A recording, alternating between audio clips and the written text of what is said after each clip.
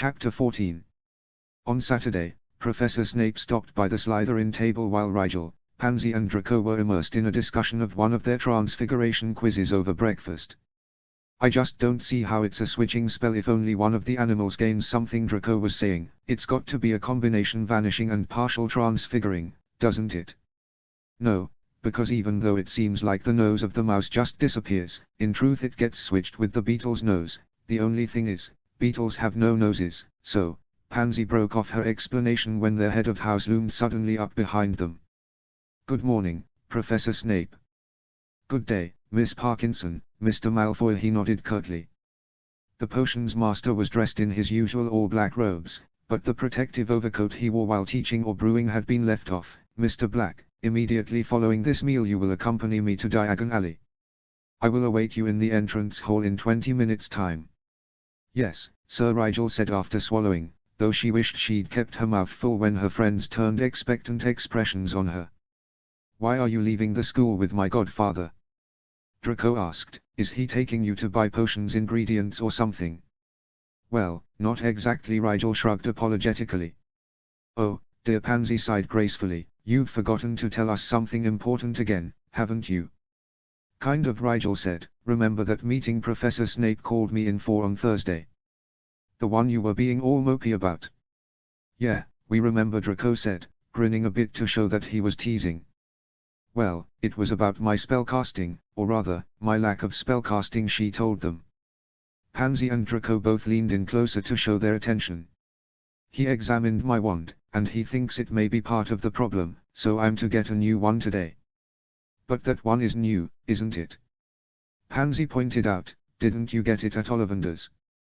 "Yes, but I guess it wasn't an exact fit," Rigel said, trying to work out how to explain it.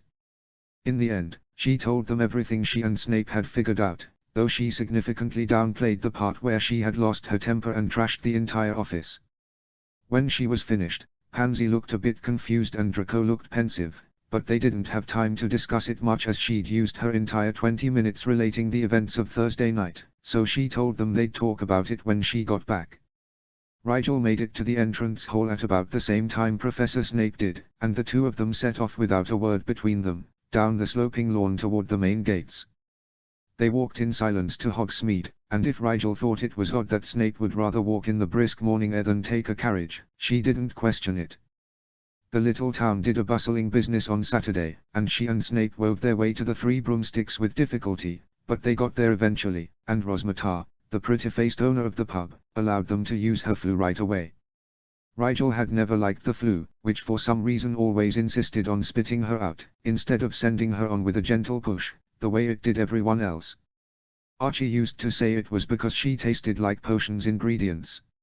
She called out, "The leaky cauldron," optimistically, however, and when she was indeed catapulted out the other end at least she had the consolation that Professor Snape had let her go first, and so wasn't around to witness her humiliation.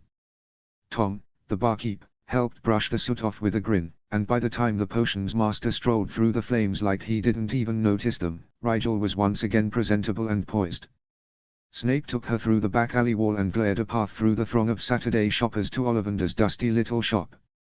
When they reached the door, Rigel said, "There's no need to wait for me, Professor Snape. If you want to go down to the apothecary, I can join you as soon as I'm finished." "Don't be daft, boy," Snape said dismissively, brushing past her into the shop. "I'm not leaving you unattended in Diagon Alley." Rigel frowned, but followed Snape into the shop, hoping that Mr. Ollivander's memory was not really as good as people claimed. The inside of the shop looked much like it had the last time she'd been there. It was dimly lit and packed with boxes of wands from floor to ceiling. Ollivander himself was whittling slowly at a piece of birchwood when they entered, but he set it aside easily enough and stood from behind the counter to greet them. "Don't get many younglings once term's begun," he spoke softly, his milky white eyes peering through the gloom at her, but he wasn't searching her face, she realized. He was looking at her hands, looking for a wand to identify her with.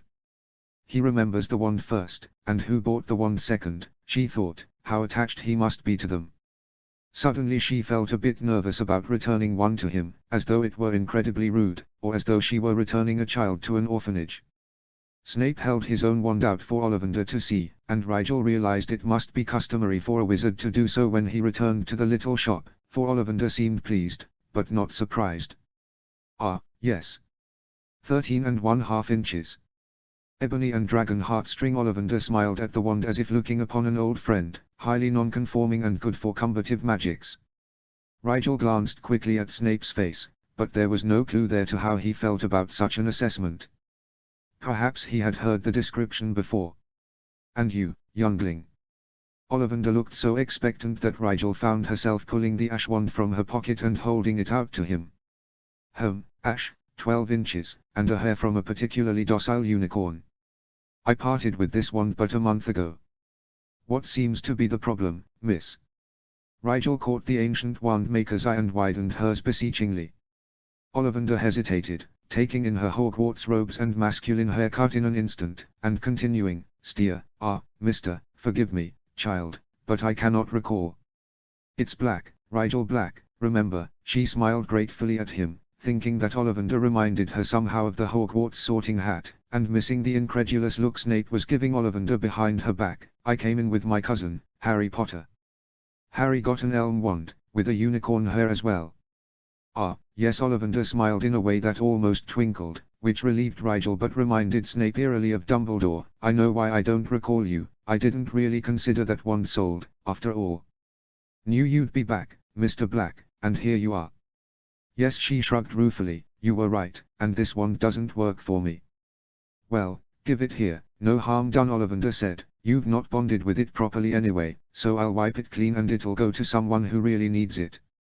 Now, this time I am going to find you a wand if it takes me all day."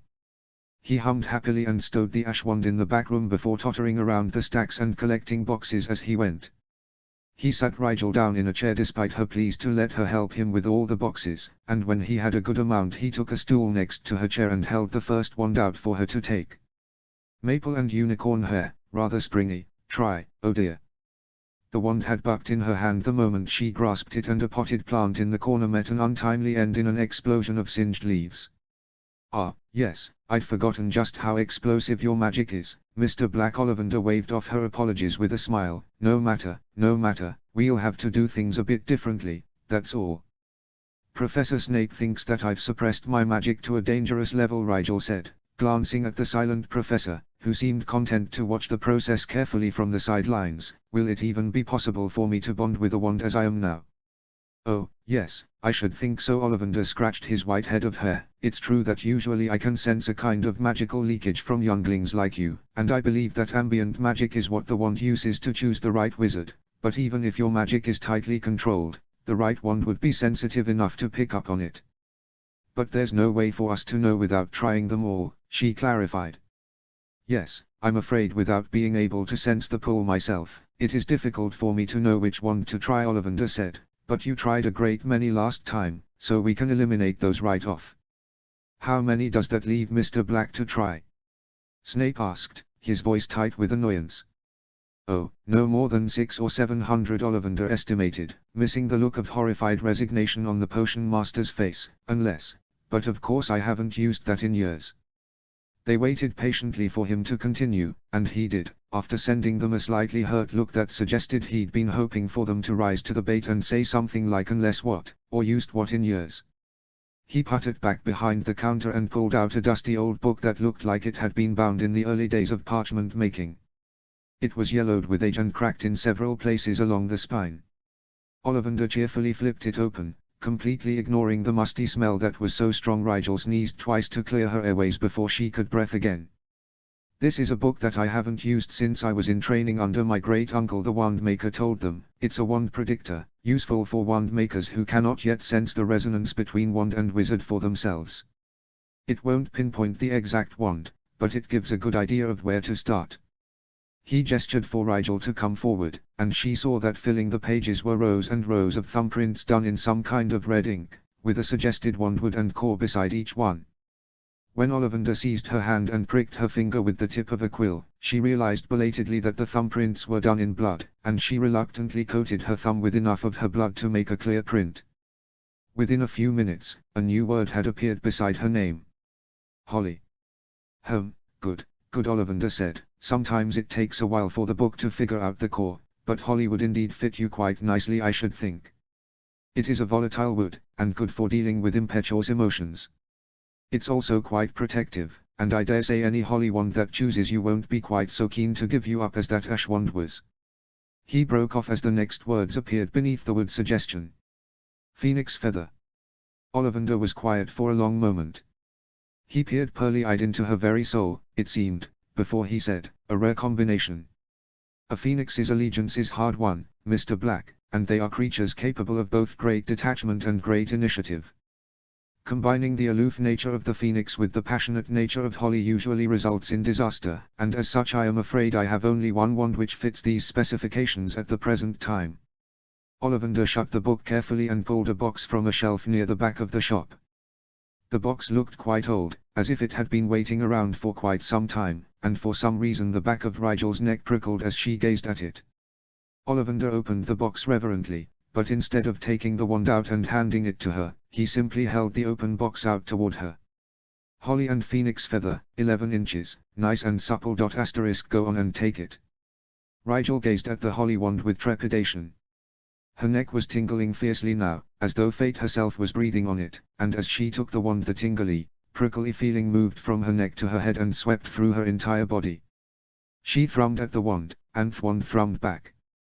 Sparks like scarlet plumage shot out of the end of the wand, and for one moment it was as if she could see the phoenix that gave the feather for her wand, yes, her wand, and she felt its blessings like a rising sun. Oh, bravo, Mr. Black, yes, very well done. Ollivander was smiling at her, but it seemed strained for some reason. How curious, he muttered as he wrapped up the wand for her. He refused to charge her, since she had returned the ash wand in good condition. What's curious? The combination.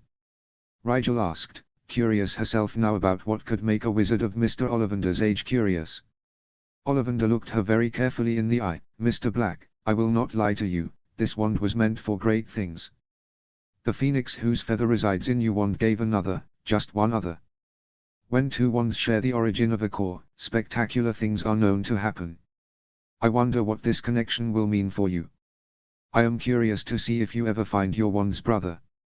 Rigel wasn't sure what to say to that, so she thanked Mr. Ollivander politely and followed Snape quietly back to the leaky cauldron, thinking all the time. Shared cause. Great things. Sure, Rigel wanted to do great things, what Slytherin didn't. But not with a wand. Still, the Holly Wand had chosen her, so who was she to say? She thought perhaps great things came on their own time, and that the best she could do was focus on the present. She certainly had enough to be getting on with. HP. Her new wand was brilliant, Rigel found over the next few weeks, but temperamental. Sometimes she could perform a spell perfectly, while other times the Holly Wand would force more magic than Rigel had intended into the spell and magnify or distort it in some way. It happened once in Defense Against the Dark Arts, and Professor Quirrell was less than pleased when the straw dummy she and Draco were supposed to be casting the stunning spell on exploded into a million pieces instead.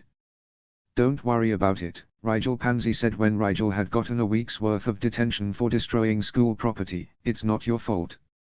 Quirrell's been looking for an excuse to give you detentions again since you started being able to do the spells properly. Does he hate my father, too? Rigel said, half serious. Heh, half serious indeed. Draco and Pansy exchanged a guarded glance. Well, Quirrell is a big supporter of the SOW party, Draco said carefully, aware that politics were a touchy area when you had a blood traitor best friend. Of course he is Rigel's side, but he doesn't give the kids from other anti-SOW families the same kind of trouble. Why is it me in particular? Perhaps he feels that the blacks, especially, should believe in the Save Our World organization's message, Pansy said, since in the past the blacks were so vehemently obsessed with blood politics. Rigel suggested.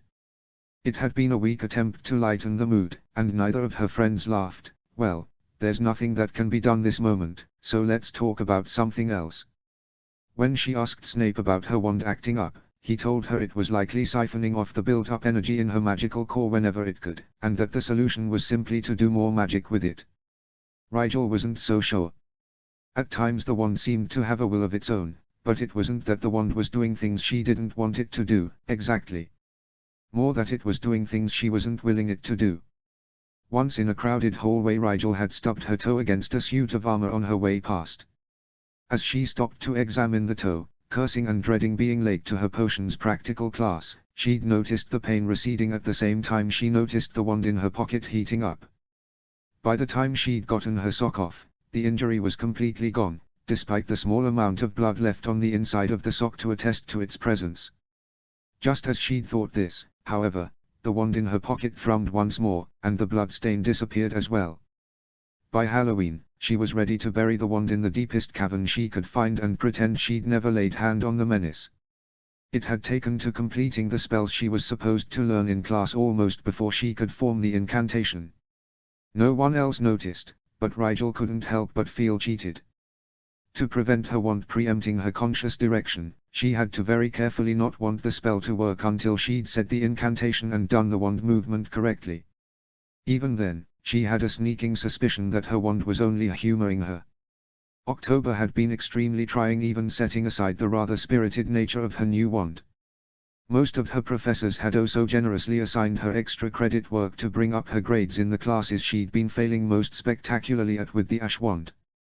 While she understood that they were only trying to help, she was absolutely swamped with work. Hers and Flint, who seemed to be cheerfully accepting extra credit assignments of his own just for kicks, for most of the month, and her friends were getting rather sick of hearing that she'd been in the library despite the fact that no one had seen her there, because she was still going incognito in deference to Madame Pinst's completely unfounded paranoia.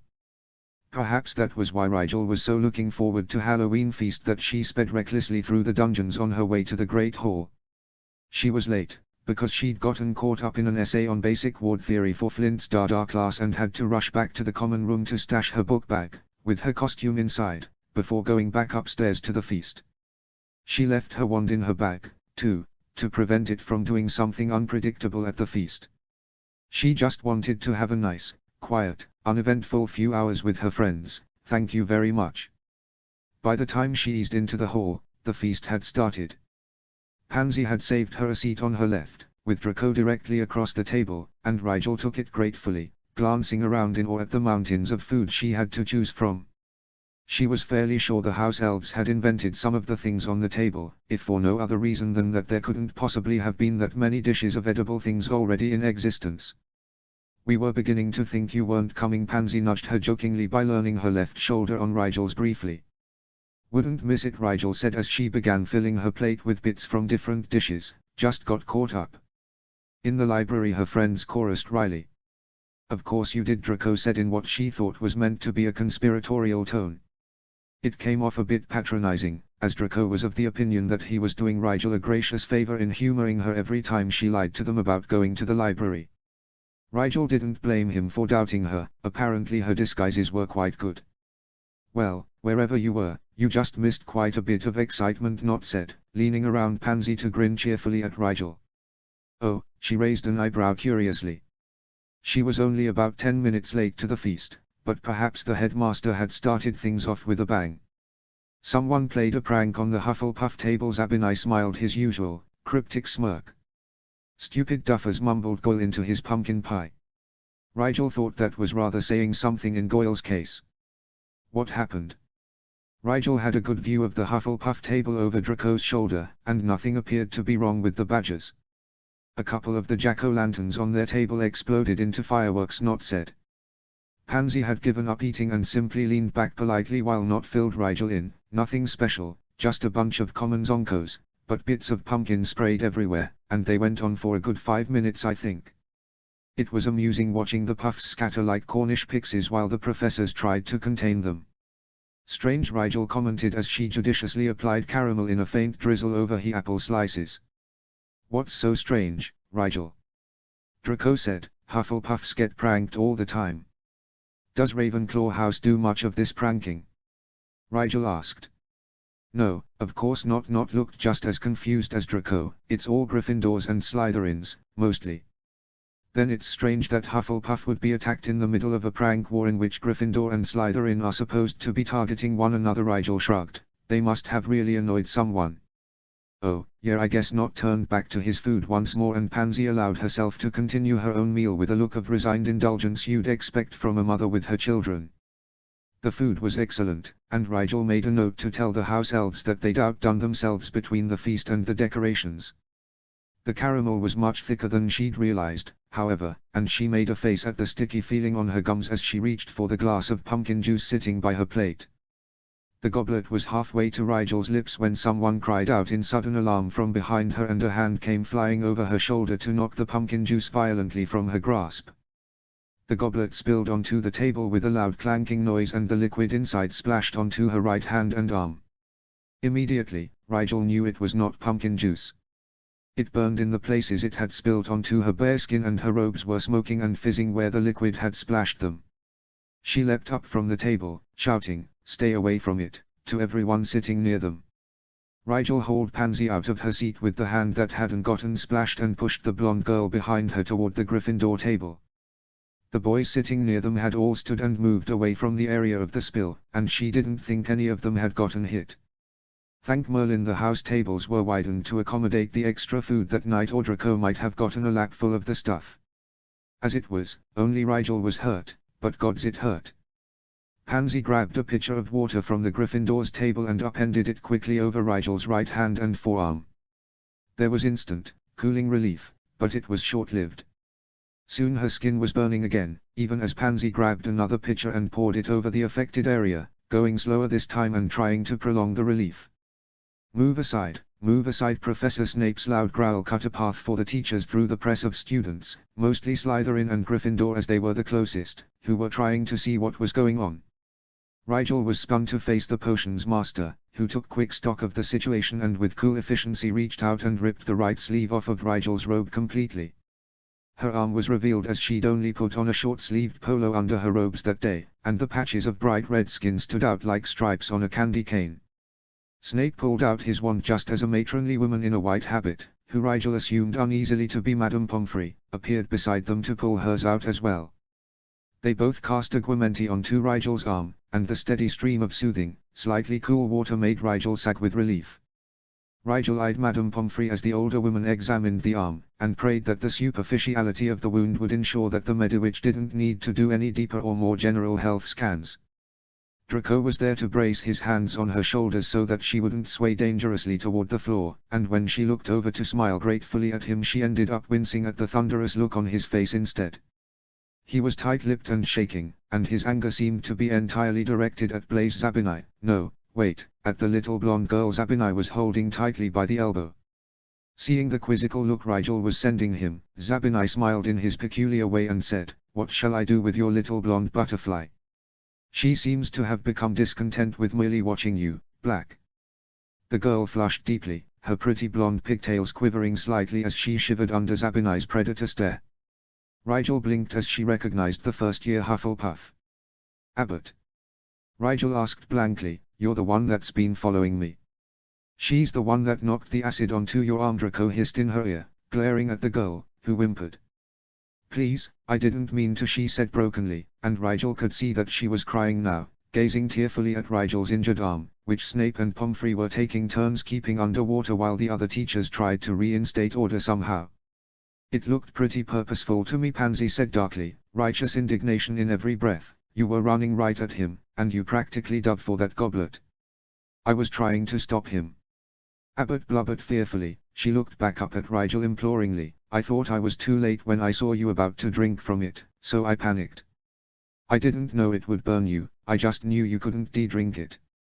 Snape left off treating her arm, apparently content to let Madame Pomfrey poke and prod at it now that Rigel was out of immediate danger.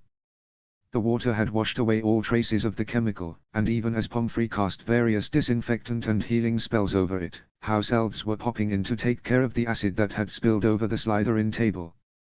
The wood was smoking underneath the puddle of the corrosive stuff, and all the house elves were wearing thick protective gloves and dental masks. "If you did not know it was acid in the cup, then how did you know that the juice had been tampered with in the first place?" Snape barked at the diminutive girl. Abbott began crying in earnest once more at the black look on Snape's face, but she choked out, "I overheard it.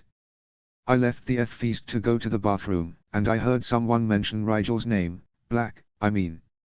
Pansy shot Rigel a look that demanded to know why Abbott was using her first name.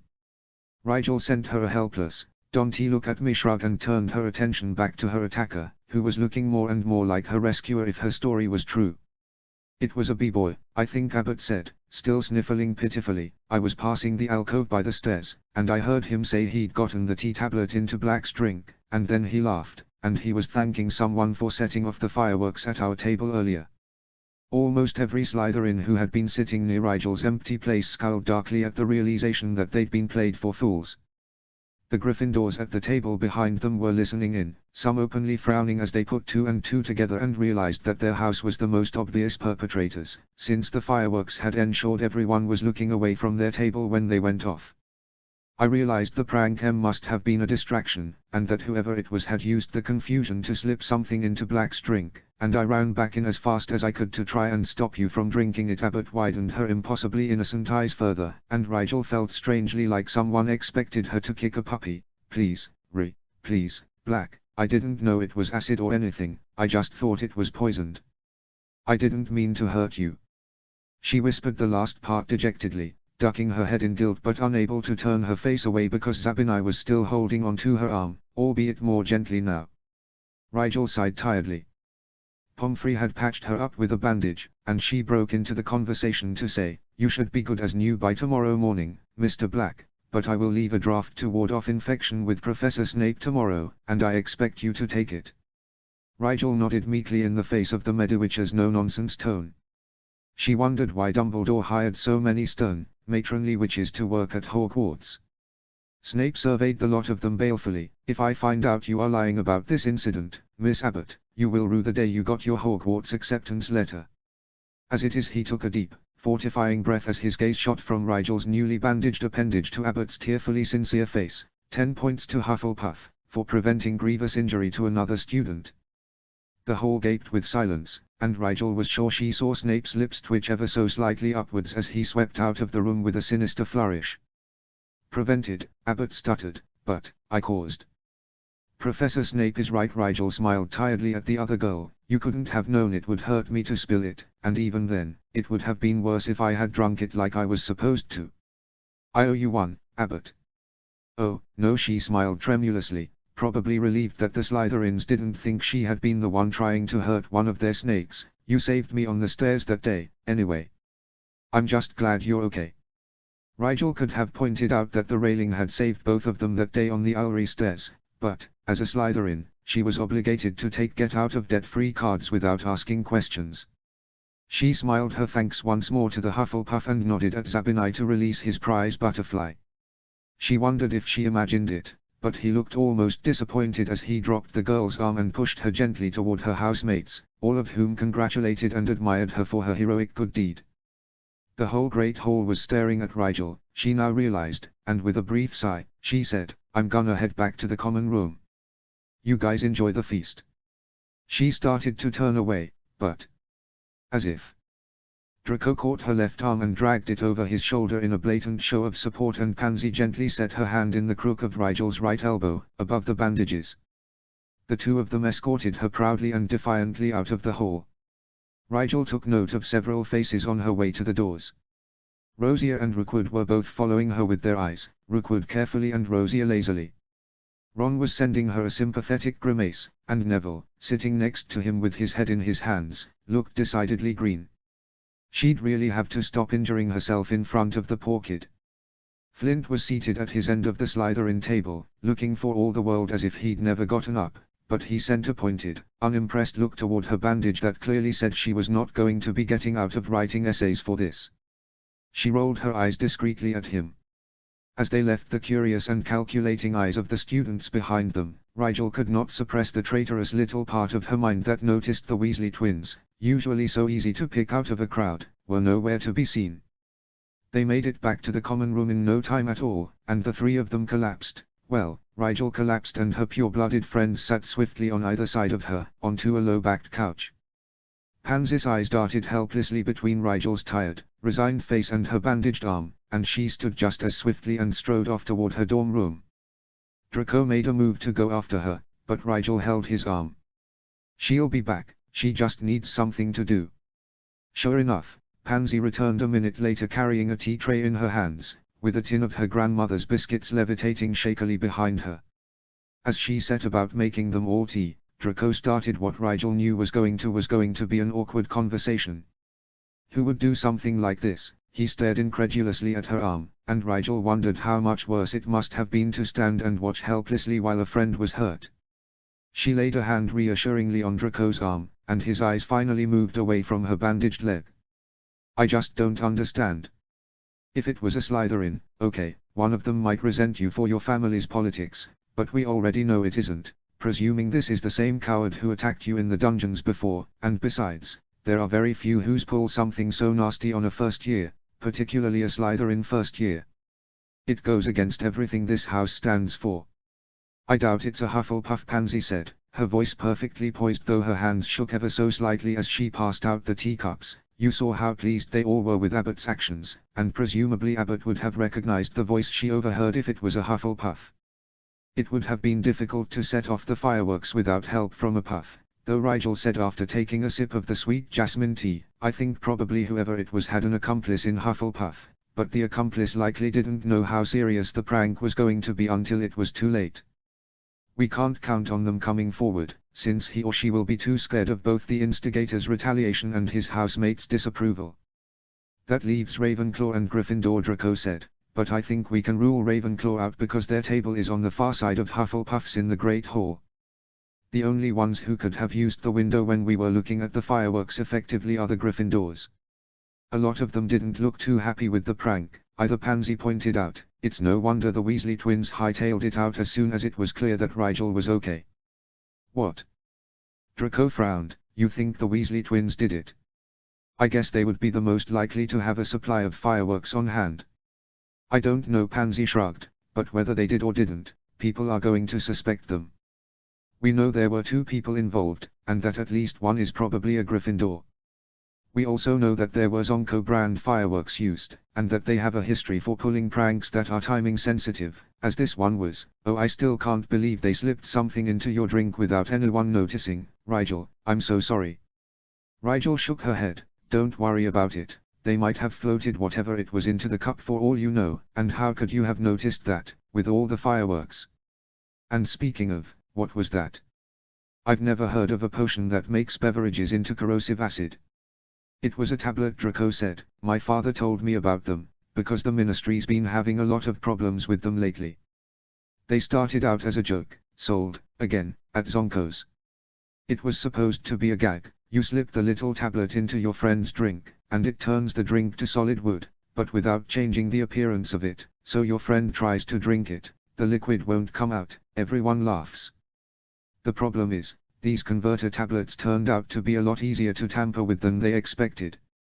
People were buying the tablets, tweaking the spell slightly, and turning their enemies' beverages to cleaning solution, or to tiny pellets of lead, and since it projects a sensory illusion of whatever was originally in the cup, people would ingest the stuff not knowing it was going to kill them until it was too late. Merlin, all this from a joke product. Pansy shuddered. Imagine if you had drunk it, Rigel. We'd have never known until it was too late, and I doubt your insides would rinse as well as your outsides did. Rigel grimaced in agreement. She had never heard of such a tablet, but then, she didn't take much interest in her family's pranking unless it involved her hair falling out, and even then she just brewed up a hair replacement serum. Of course, they pulled the line at Zonko's after only a month on the shelves, and they tried to collect as many of the sold tablets as they could, but I suppose they were bound to miss some. Draco scowled. But why'd it have to be you, Rigel? I thought you got on with the Gryffindors. I do, Rigel shrugged, or I thought I did. Maybe someone objects to a snake being so friendly with a few lions. Or maybe they resent your family, since before your father the Blacks were always associated with the darker side of Slytherin politics, Pansy suggested delicately. What is it with Gryffindors and that whole sins of the fathers thing, anyway? Draco asked. I mean, we're all purebloods at this school now, so what does it really matter at this point who tricked who? But no, those stubborn light-headed little griffins think it's their civic duty to try and undo everything we've worked too hard to accomplish. It's like they want to rub elbows with people who can barely hold a wand straight. Rigel flinched before she could stop herself. That comment stung more than it should have. Draco didn't know she was one of the ignorant muggle-tainted people of whom he spoke, and she knew that her spellwork had nothing to do with her blood. Still, it struck a painful chord to hear her friend unknowingly disparaging her and everyone like her. Pansy kicked Draco, dexterously avoiding Rigel's feet in the process, and glared fiercely until he cringed and started backtracking wildly. "I didn't mean you." Of course, he patted her awkwardly on the shoulders. "It wasn't your fault you couldn't hold a wand straight and—" "Draco!" Pansy exclaimed, exasperated at his rudeness. "And you do spells as well as anyone now." "Of course," Draco went on hurriedly, "and you're a proper pureblood, Slytherin and everything, no matter what unfortunate politics your family's wrapped up in. Why, I bet by the time you graduate you'd be easily accepted into the SOW party. My father could get you a high rank, even, if he likes you." Pansy groaned at their friend's tactlessness, but Rigel shook her head at the other girl, silently telling her not to bother. "I'm afraid I don't care much for politics, Draco, pureblood or otherwise," Rigel said carefully, but politely. "Your offer is kind, but I fear I won't have much need of it. As for the Gryffindors, everyone is entitled to their own opinion, don't you think?" "I suppose." The boy shrugged indifferently. "Think of it this way," Pansy said lightly, "how can the Malfoys be right all the time if they don't let other people be wrong?"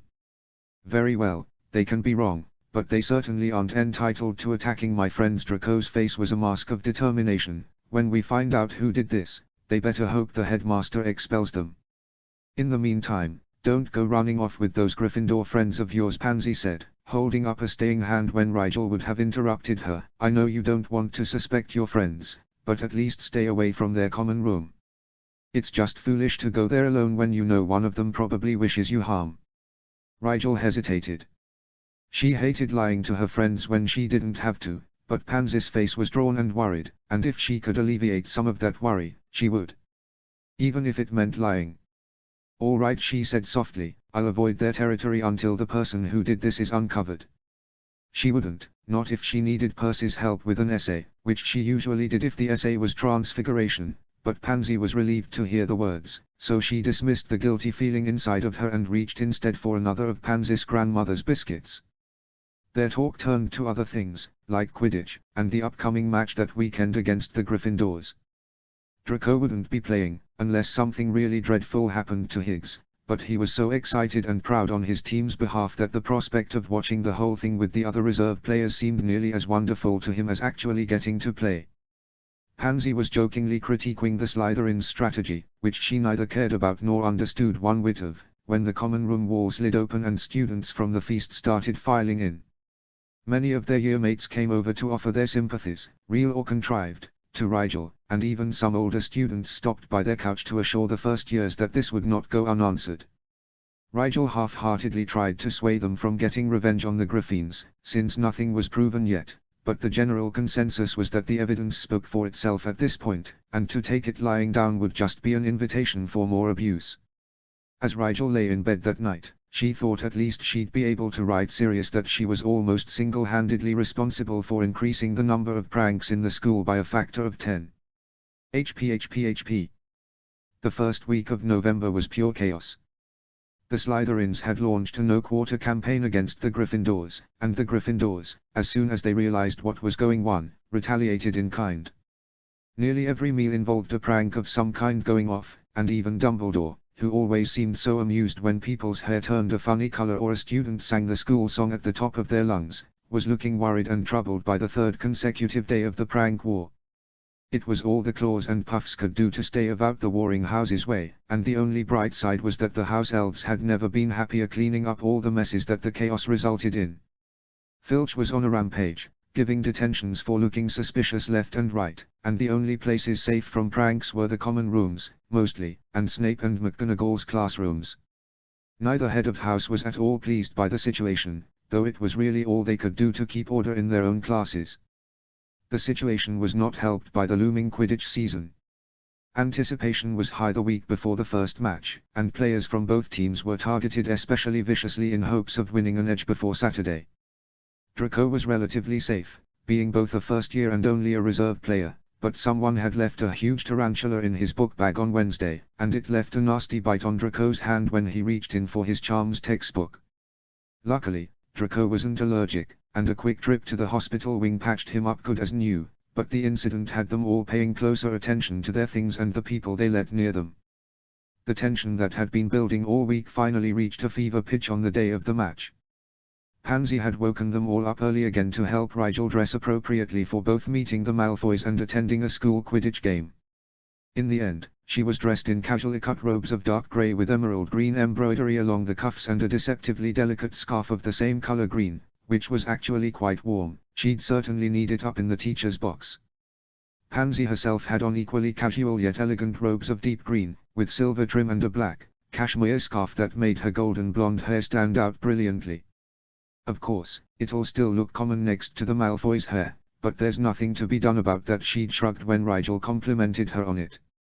Draco ate just as heartily that morning as he had the day of tryouts, and it was all Pansy and Rigel could do to keep him distracted so he didn't work them all into states of agitation with his constant mutterings about the chances of such and such play working against so-and-so a player. Instead, Pansy and Rigel asked him questions about his parents and advice for meeting them. "Well, father is very proper in mixed company," Draco said slowly, never having thought too hard about his own parents, "so don't be offended if he's quite formal. Mother will probably be a bit friendlier, if only because she'll see you as family, Rigel, and already likes Pansy so well." Pansy smiled brightly. "I do adore your mother, if you don't mind me saying so.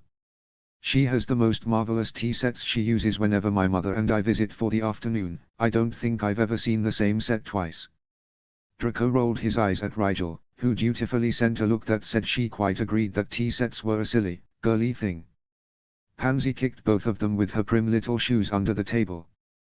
"Whatever you do, don't mention politics or father's work in the S.O.W. Draco said suddenly. "He loves Quidditch, though you won't know it by looking at his face during the match, and he hates to have his leisure time interrupted with his work." "Easy enough," Pansy shrugged. "I'm not eager to converse on such subjects with the Malfoy patriarch. I've no doubt I'd make a fool out of myself, being so out of my depth." "Everyone is out of their depth when it comes to father," Draco grinned. "That's what makes him a Malfoy." Rigel and Pansy laughed. Flint finally stood and signaled his team, Wood following right after and doing the same for his team, and Draco stood, still grinning, and waited patiently for Rigel and Pansy to finish offering luck and well wishes, none of them acknowledging that he wouldn't actually be playing, before heading off after his team. Pansy carefully smoothed her hands over the shoulders of Rigel's robes and brushed a few of her short curls into place before nodding, smiling, and standing to go. Rigel offered Pansy her arm, a habit she was finding less uncomfortable as she got used to it, and the two of them made their way slowly out toward the pitch. The teacher's box was large and spacious, with comfort charms on all of the benches and plenty of room between the rows to stretch out one's feet, or else mingle congenially with the other people in the box. Most of the teachers were already present when Pansy and Rigel arrived, including the headmaster, who turned twinkling eyes their way for a few moments when he saw them. Well, mostly Pansy, with Rigel being towed along, breeze into the box as if they owned it. Mr. Malfoy was already there, unless there was some other man in the wizarding world who looked as though he'd cloned himself in Draco, rather than merely fathering him. He and his wife were seated in the second row. Professor Snape sat to the elder Malfoy's left while the seats beside Mrs. Malfoy, the ones farthest from where Rigel and Pansy stood, were empty and likely being saved for them. Pansy smiled brightly as Mrs. Malfoy turned her head and caught sight of them. The regal, beautifully cool lady stood immediately and beckoned them forward with an outstretched hand. Her husband and Professor Snape looked around to see who had garnered her attention, and the Malfoy patriarch stood as well, followed a moment later by a sardonically amused Snape, who raised his eyebrows at the first years, but said nothing as they strode forward in what Rigel hoped was a convincingly confident way. The Malfoys were dressed to match in striking silver robes, and their hair did indeed shine like they held individual lights captive among the strands.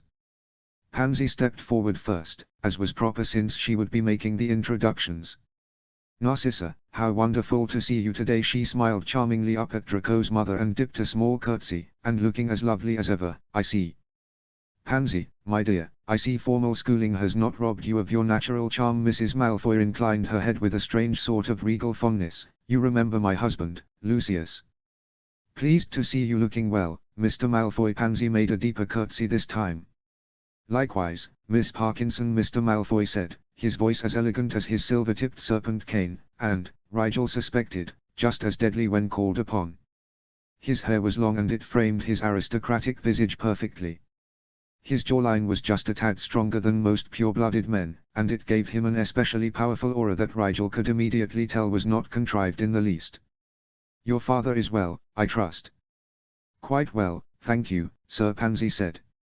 She then turned to Snape and dipped a shallow curtsy for him as well, for although it was well known that Snape was not pure-blooded, he was held in high respect by most of the pure-blood circles. "Good day, Professor Snape."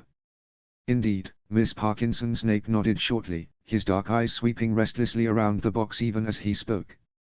"And who is your patient escort today, Pansy?" Mrs. Malfoy asked, a friendly smile playing at the edges of her mouth. Pansy turned slightly to indicate Rigel to the three adults and said, "Mr. Malfoy, Narcissa, may I introduce to you Rigel Black? Rigel is a dear friend to me, and to your son. Rigel, this is Draco's mother, Mrs. Narcissa Malfoy, and his father, Mr. Lucius Malfoy. A pleasure to make your acquaintance at last, Mr. Black." Mrs. Malfoy held out a delicate hand, which Rigel bowed over respectfully, though she didn't kiss it in deference to the lady's husband. "Likewise, fair lady," Rigel said upon raising her head once more, "though word of your unmatched beauty did often reach mine ears, I fear the tales of your grace and poise were greatly understated, for never in my life have I known elegance until this moment." Mrs. Malfoy's smile bloomed like the sweetest rose, and she said, "Though before I would not have thought such a feat possible, you are even more charming than your father, Mr. Black." "Please, call me Rigel, Mrs. Malfoy, for I could not bear to risk being mistaken for my father in the eyes of such a queen." Rigel smiled with her whole face for a brief moment, tilting her head to catch the light of the afternoon sun across her contacts so they shined. Mrs. Malfoy's laugh was as delicately sweet as the rest of her. "Very well, Rigel, then to you I must be Narcissa." "As you wish, my lady," Rigel said gravely. She turned to look up at Mr. Malfoy, her face schooled into pleasant engagement once more. "I am honored to be making your acquaintance, Mr. Malfoy." "The pleasure is mine." Mr. Black Malfoy inclined his proud head just so as she bowed deeply before him. "Draco has told us much about you. I fear that Draco has far too good an opinion of me, so I can only hope our meeting does not pale in comparison to your expectations," Rigel said, allowing warmth to creep into her eyes as she spoke of her friend. "I am not in the habit of forming inflexible expectations of people," Mr. Black Malfoy said easily, "particularly not on the word of my son, who I would be the first to admit is prone to idealization." Rigel smiled in fond agreement, thinking it was perhaps best if Draco was not present to hear himself discussed with so much amusement by those closest to him. "It seems as if at least some of the things Draco hinted at are quite true," however, Narcissa commented, and the sparkle in her eye made Rigel realize that the older woman was teasing her gently. "For instance, I will certainly be warning the other mothers in my tea circle to mind their daughters around you, Mr. Black." Rigel affected a look of acute distress. "But what cruel inference is this? Pansy, my friend, you must put pain to this unfortunate rumor." Pansy sent her a knowing smile, but played along, sniffing delicately and saying airily, "Alas, I would, if only the trail of broken hearts you leave behind you did not speak so condemningly for itself." Rigel turned her gaze toward the potions master, wondering if she was mad to try and play on his notoriously thin sense of humor, but wanting to include him in the conversation nonetheless. "Professor Snape, you aren't going to allow them to malign my good name so freely, are you, sir?" Snape looked down at her consideringly. "I'm afraid your name is blackened beyond repair already," he said with a wry twist to his lips. "However, it is rather difficult to imagine you finding the time for such conquests when one considers the amount of homework I assign you every week." Mr. Malfoy turned surprised eyes on his friend, perhaps not expecting him to join in the joke so easily. "I never thought I'd see the day when Severus Snape admitted to the inordinate demands he makes of his students." "And you never shall," Snape rejoined, smirking darkly. "I am, if anything, too easy on most of my students." Pansy shot Rigel an incredulous look, and Rigel smiled wryly back. "Mr. Black, however, is not most students," Snape continued, ignoring the surprised and pleased look Rigel was giving him. To think that Professor Snape was subtly backing her in front of the Malfoy patriarch. Perhaps she'd made more of an impression on the door potions master than she thought. "The demands I make of him are entirely warranted, and rather easily met if the incredibly insignificant amount of time he takes to complete my assignments are any indication." Rigel fought a blush as the elder Malfoys turned appraising eyes on her. She was dancing like a fool on the inside, but now was not the time to show how relieved she was, as it would indicate that before that moment she had been unforgivably insecure about her talents. Instead she tried to look as though the praise were, of course, her due, though she didn't think she completely quelled the proud glint in her eyes. Just then, Professor Quirrell broke into the conversation abruptly from the row behind them. "Mr. Malfoy, so good of you to come watch our little game," he said a tad too loud to be gentile. His voice was so oily he might have been trying to ooze his way into their company. Mr. Malfoy turned politely to incline his head toward Quirrell, though the thin little man didn't seem to remember to bow himself. "Professor Quirrell. Good day."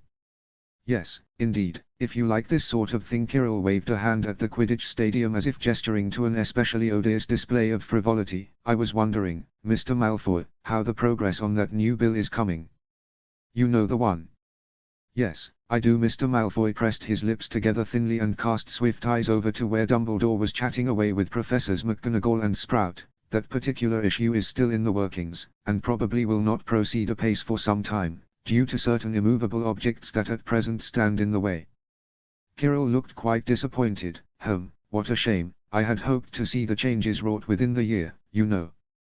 "Well, luckily this matter was not contrived for your convenience." Professor Quirrell Malfoy was clearly impatient at this point, and Rigel thought Quirrell must be especially dense to bring up what was obviously a sensitive subject in mixed company including Albus Dumbledore, the leader of the opposition to the SOW party, which had to be involved in whatever they were talking about. "It will move forward when the climate is more appropriate. Now if you will excuse me, I believe the match is starting soon." Mr. Malfoy turned pointedly away from Quirrell, and Rigel caught the look of utter disgust that flickered across his face before he turned back to face them. "My apologies for interrupting our conversation," he said. "It seems I am unable to escape my work even at my own son's Quidditch match." Narcissa placed a gentle hand on her husband's arm. He immediately clasped it in his and gave her a small smile that likely meant something only she would understand. "Not at all, Mr. Malfoy," Pansy demurred. "I believe you were correct, in any case, and the match is about to start." Sure enough, Madame Hooch was striding onto the field as they turned to the pitch. Rigel pressed Pansy's hand into her elbow once more, though she was only escorting her another few feet to their seats, and said, "I very much enjoyed our meeting, Narcissa, Mr. Malfoy." "I am certain it will not be our last, Rigel," Narcissa said, moving aside with her husband to allow Rigel and Pansy access to their seats. "I hope you enjoy the game, Professor Snape," Rigel said as she maneuvered Pansy around the Malfoys, trying to convey in her warm expression just how grateful for his tacit support she was.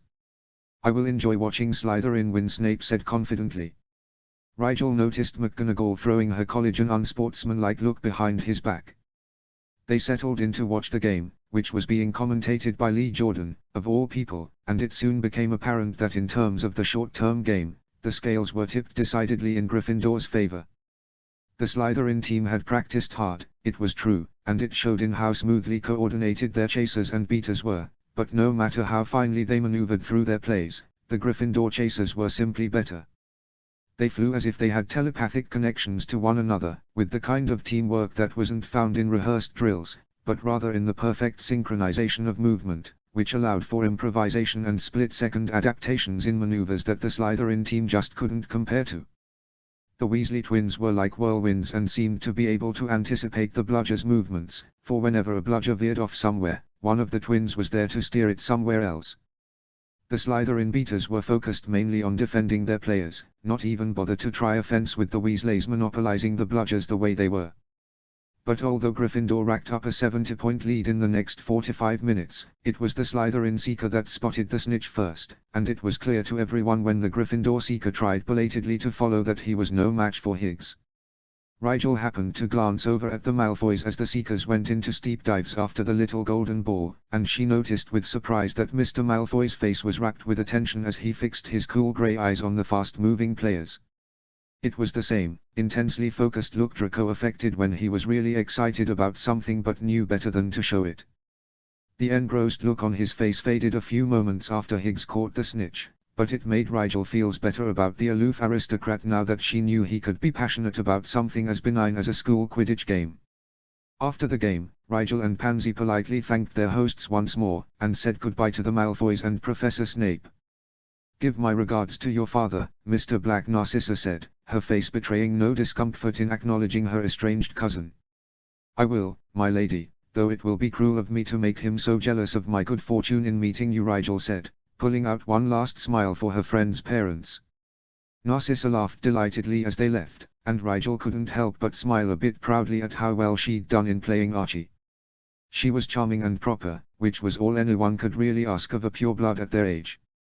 Rigel and Pansy spent the rest of the day with Draco, who was flushed with exultation at Slytherin's victory and eager to regale them both with each and every play that he deemed interesting enough to dissect.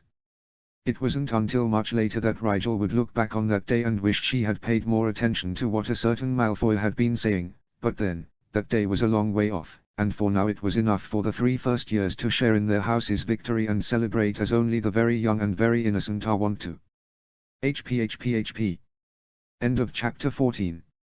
Chapter 15. It was a good thing her academic load was lighter in November, Rigel reflected, because with the way her housemates, and even Neville and Ron, had been stalking her all month, it was becoming increasingly difficult to sneak off to the library.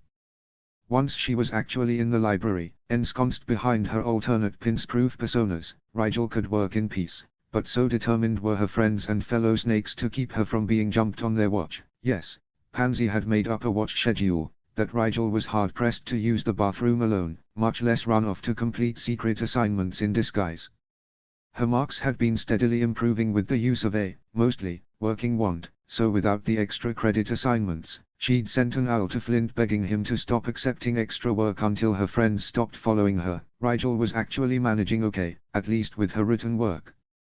Her practical work was still hit and miss, and honestly Rigel came to prefer the misses because she was less likely to get points off for failing to do a spell than she was for accidentally liquefying Kirill's turban and revealing his awful comb-over to the whole class. Rigel stubbornly considered this an accident, because even though she might have wanted it to happen, and possibly she even secretly wished it would happen, she didn't actually will it to happen, so surely it couldn't be her fault, could it? Quidditch season was in full swing, with Hufflepuff losing to Ravenclaw and then turning around and beating Gryffindor when Alicia Spiney was hit with a boneless hex the morning of the match. Pranks were at an all-time high, and students on both sides of the war were becoming increasingly paranoid, particularly during meal times. By late November it was not unusual for Pansy, Draco, and Rigel to automatically scan their seats for potions spilled on them, duck down to examine the underside of the table, and pour themselves drinks from sealed pitchers, which the elves had begun providing the tetchy students with after Halloween, all before they sat down to breakfast. "I'm not sure I can take much more of this," Pansy admitted on the last Wednesday of November after she discovered that someone had sawed halfway through the bench on her side, so that it would collapse once enough students sat down on it. She simply sighed and moved to sit between Rigel and Draco, catching Professor Snape's eye and making sure he saw the hazard as she did so. "It is becoming rather tedious," Draco said. "After all, what's the point of a prank that isn't a surprise? Not to mention the students in this school appear to be a rather uncreative lot. That's the third dormouse I've found in my teacup this week," Rigel commented. Draco made a face. "Don't let the Weasley twins hear you say that, they'll take it as a challenge." Speaking of, Pansy glanced over her shoulder at the Gryffindor table. "I honestly expected a lot more out of those two, considering their reputation." Not, who had just joined the table on Draco's other side, chimed in, "Oh, the Weasley twins haven't been participating." "What?" Draco raised an eyebrow. "They've been trying to start a prank war for years, haven't they?" "Well, if they are participating, it's to prank the Gryffindors," Not said cheerfully. "Word is they are on Rigel's side, which makes them on the Slytherin's side, if you can believe it." "It seems you inspire loyalty in all your friends, Rigel," Pansy said amusedly. Rigel just shrugged. She really didn't know what to think about the Weasley twins. She hadn't seen them since before Halloween, and since then they'd been almost suspiciously inconspicuous. She'd been to the Gryffindor common room on several weekend days, when she could sneak away to get help from Percy on transfiguration essays, but they hadn't shown their faces even once. Every now and then one of them would catch her eye at meals or in the hallways, but whoever had seen her would always look away quickly or drag the other twin in a different direction. It wasn't like they owed her anything, she reminded herself when she thought about their strange behavior, but in truth she'd grown a bit fond of them. The screeching of owls broke her from her contemplation, and Rigel automatically began clearing a space on the table as the post came soaring in. Pansy or Draco often received packages from home, and it was better safe than splashed with porridge, as Rigel had unfortunately discovered the day an owl landed like a high diver in her breakfast bowl. Unfortunately, the space wasn't big enough for the two eagle owls that both tried to land there at once. In the end, it was Draco's owl, Archimedes, that won the spot, and the owl offered its leg victoriously, and rather smugly Rigel thought, to the Malfoy, while the second eagle owl dropped its letter sullenly into Rigel's lap and took off to nurse its pride in the owlery. Rigel turned the letter over in her hands, noting that it hadn't been delivered by the speckled owl Rosier and Rookwood had used. She thought the handwriting looked like Archie's, so she stowed it trepidatiously in her pocket for later. Malfoy glanced over from his letter to say, "Mother sends her regards, Rigel. Would you be so kind as to send mine in return with your next letter?" Rigel asked. "Certainly. You know, we've all met Draco's parents now, but Rigel, you haven't met mine yet," Pansy said thoughtfully. "It's too bad your father won't allow you to socialize with our families outside of school, Rigel, or you two could come and stay with my parents for a few days over Christmas. They'd love to meet you, I'm sure." "Perhaps we could arrange something at King's Cross," Draco suggested. "The train station could almost be considered part of the neutral school strata. What do you think, Rigel?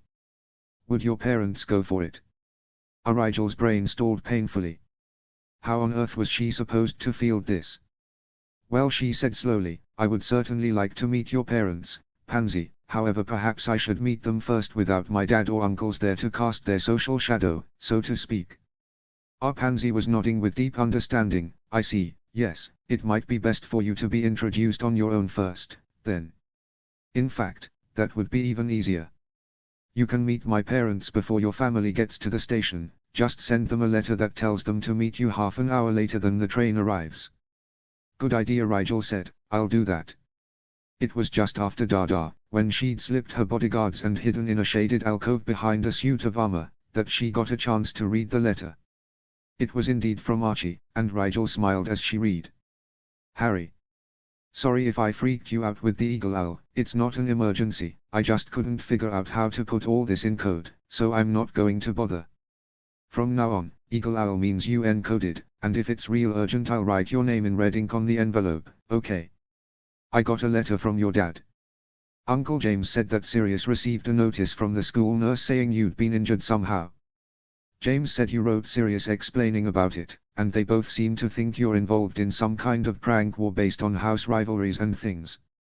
Quick thinking in keeping Sirius from going up to Hogwarts and investigating, but you haven't fooled me. Since I know you're really you, not me, I know you'd never get involved in a war with pranks that could really hurt someone, if you even got involved at all. So how did you really get injured? I know the Mediwitch probably fixed you up, and I bet you panicked, thinking she was gonna find out your secret, because I know how paranoid you can be, but I'm still worried. It's not like you to make enemies. Are you in trouble? Do you need some kind of help? I know I'm pretty far away, but you can count on me for anything, you know that. Speaking of, don't worry about the PJ potion. I've got a plan to get my hands on some well before Christmas break. Expect a package in a couple of weeks, and for Merlin's sake don't open it at the table, okay? Now that the serious, I kind of miss that joke, you know, stuff is out of the way. How have you been?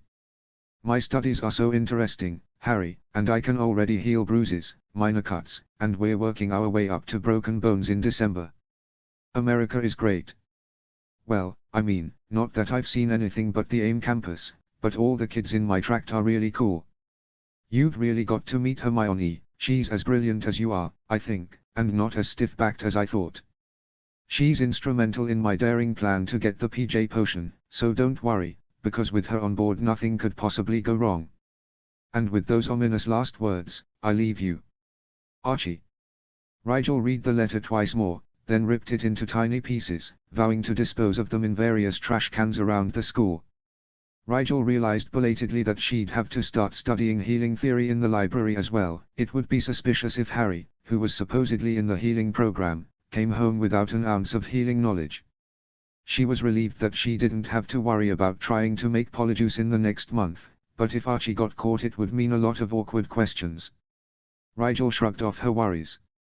Nothing she could do but hope that Hermione girl was as clever as Archie said. Her cousin needed some sanity in his life, and after a few months at Hogwarts, Rigel wasn't sure she qualified anymore. Since she was already loose, she figured she might as well slip up to Gryffindor Tower and ask Percy about selective banishment spells.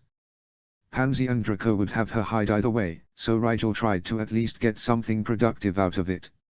As usual, Percy and Rigel got carried away with their academic discussion, and Percy needed help on a potions assignment, and so it was an hour after dinner when she finally clambered out of the fat lady's portrait hole.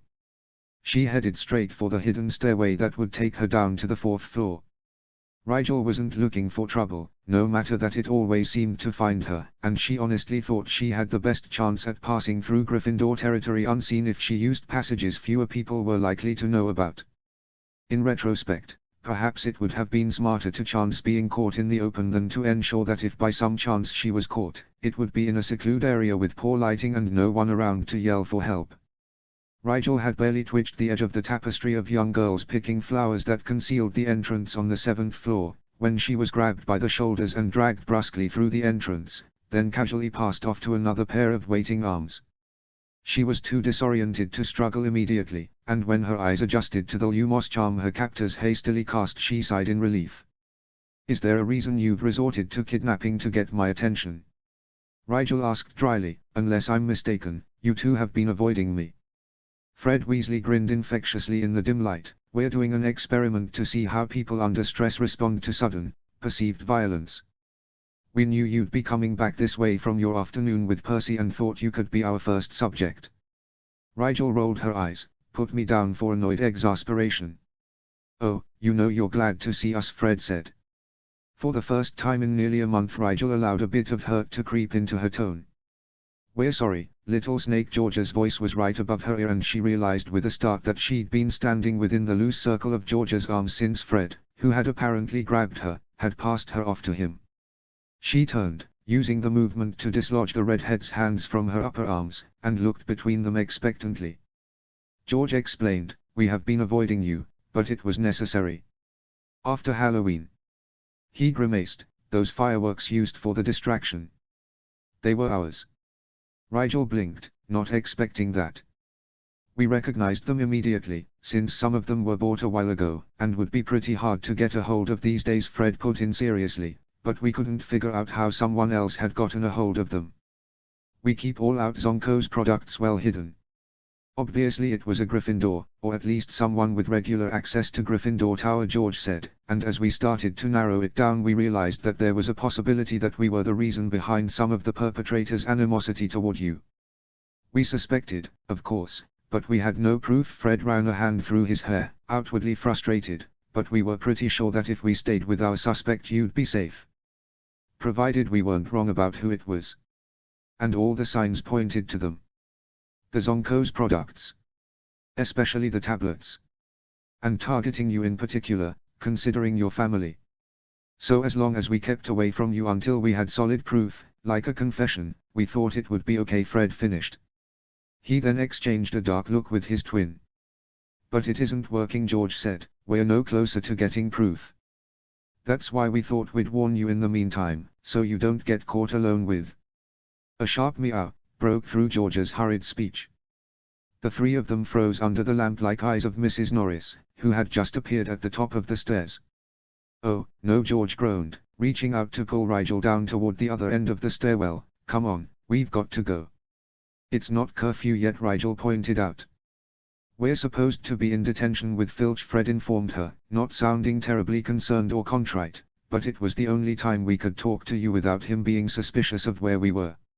"Forge, move faster," George hissed, glancing behind them at Mrs. Norris, who was following them down the stairs and meowing even louder. "I'm trying," Fred said apologetically, "but Puppy's bag is really heavy. It's like he's got books in here or something." Rigel grabbed her bag from Fred's hands swiftly, thinking he must have taken it from her when he yanked her into the passageway. "You guys run, it's not me that'll get in trouble." The redheads hesitated for a split second, clearly reluctant to leave her alone. "Go," she shoved them forward, out into the 4th floor corridor. "I'll distract the cat." "Thanks, Pup," George called over his shoulder and he and Fred took off running. It wasn't until she was trying to coax Mrs. Norris into an empty classroom that she realized they still hadn't told her exactly who she was meant to be avoiding. Rigel was hungry, but she knew she'd get it from her guardians if she stopped by the kitchens before checking in, so she headed straight to the dungeons after making sure the twins had gotten a sufficient head start on Mrs. Norris. She was halfway to the common room when she heard a rustle of cloth on stone from behind her. She whirled, ducking on instinct, but the spell shot at her from the deep shadows of an alcove she hadn't thought to check was aimed at her feet, and she fell hard as ropes exploded from the point of impact and wrapped themselves around her from knees to shoulders. She landed on her side, her arms secured straight against her body down to her wrists, and gasped as the breath was knocked out of her from the impact on unforgiving stone. Rigel was twisting on the ground like a helpless worm, trying to at least face the caster so she'd know what was coming, when she heard her attacker's voice for the first time and froze in disbelieving recognition. "You know, I'm almost disappointed," he said conversationally. She heard soft footsteps and stopped squirming. Apparently her tormentor had gotten tired of his game. "I would have thought the son of infamous marauder Sirius Black would be a little more on his guard." He stepped around her prone form so that she could look up awkwardly into his dark face. "Jordan," she said, her tone evidencing her confusion. "I'm sure I told you to call me Lee," the boy said mockingly. He tossed a dreadlock over his shoulder and she noticed he was wearing dragon hide gloves on his hands. She thought it strange, but pulled her mind to more immediate things as he squatted down in front of her and peered intently at her pale face. "But you Slytherins will do as you please, I suppose." "Is that what this is about?" she asked. It came out more wheezing than she had intended, but the ropes were constricting her breathing somewhat. "My house." Lee smiled without humor, and though the familiar white teeth flashed in the semi-darkness of the flickering torches, she could see no evidence of the cheerful third-year prankster in his large brown eyes. "Don't be tiresome, Black. Even if you hadn't stolen the twins' attention from me, you must know what your family has stolen from mine." He spat vindictively onto the ground in front of her and Rigel racked her brains for some clue. Seeing her blank look, the older boy became, if anything, more enraged. He stood angrily and paced back and forth in front of her. "No, of course you don't know, you wouldn't care, would you? No skin off your back if my mother and sister have to live in squalor because your father and his little friends put my dad out of a job." Rigel pressed her lips together exasperatedly. The position she was bound in was uncomfortable and she really wished Lee would get to the point, enact whatever petty revenge he seemed to think himself entitled to, and let her go on her way. "I don't know what you're talking about, Jordan," she tried explaining. "I don't even know what your dad does, much less how my dad could have pushed him out of it. Sirius doesn't even work for Merlin Sake." "Exactly."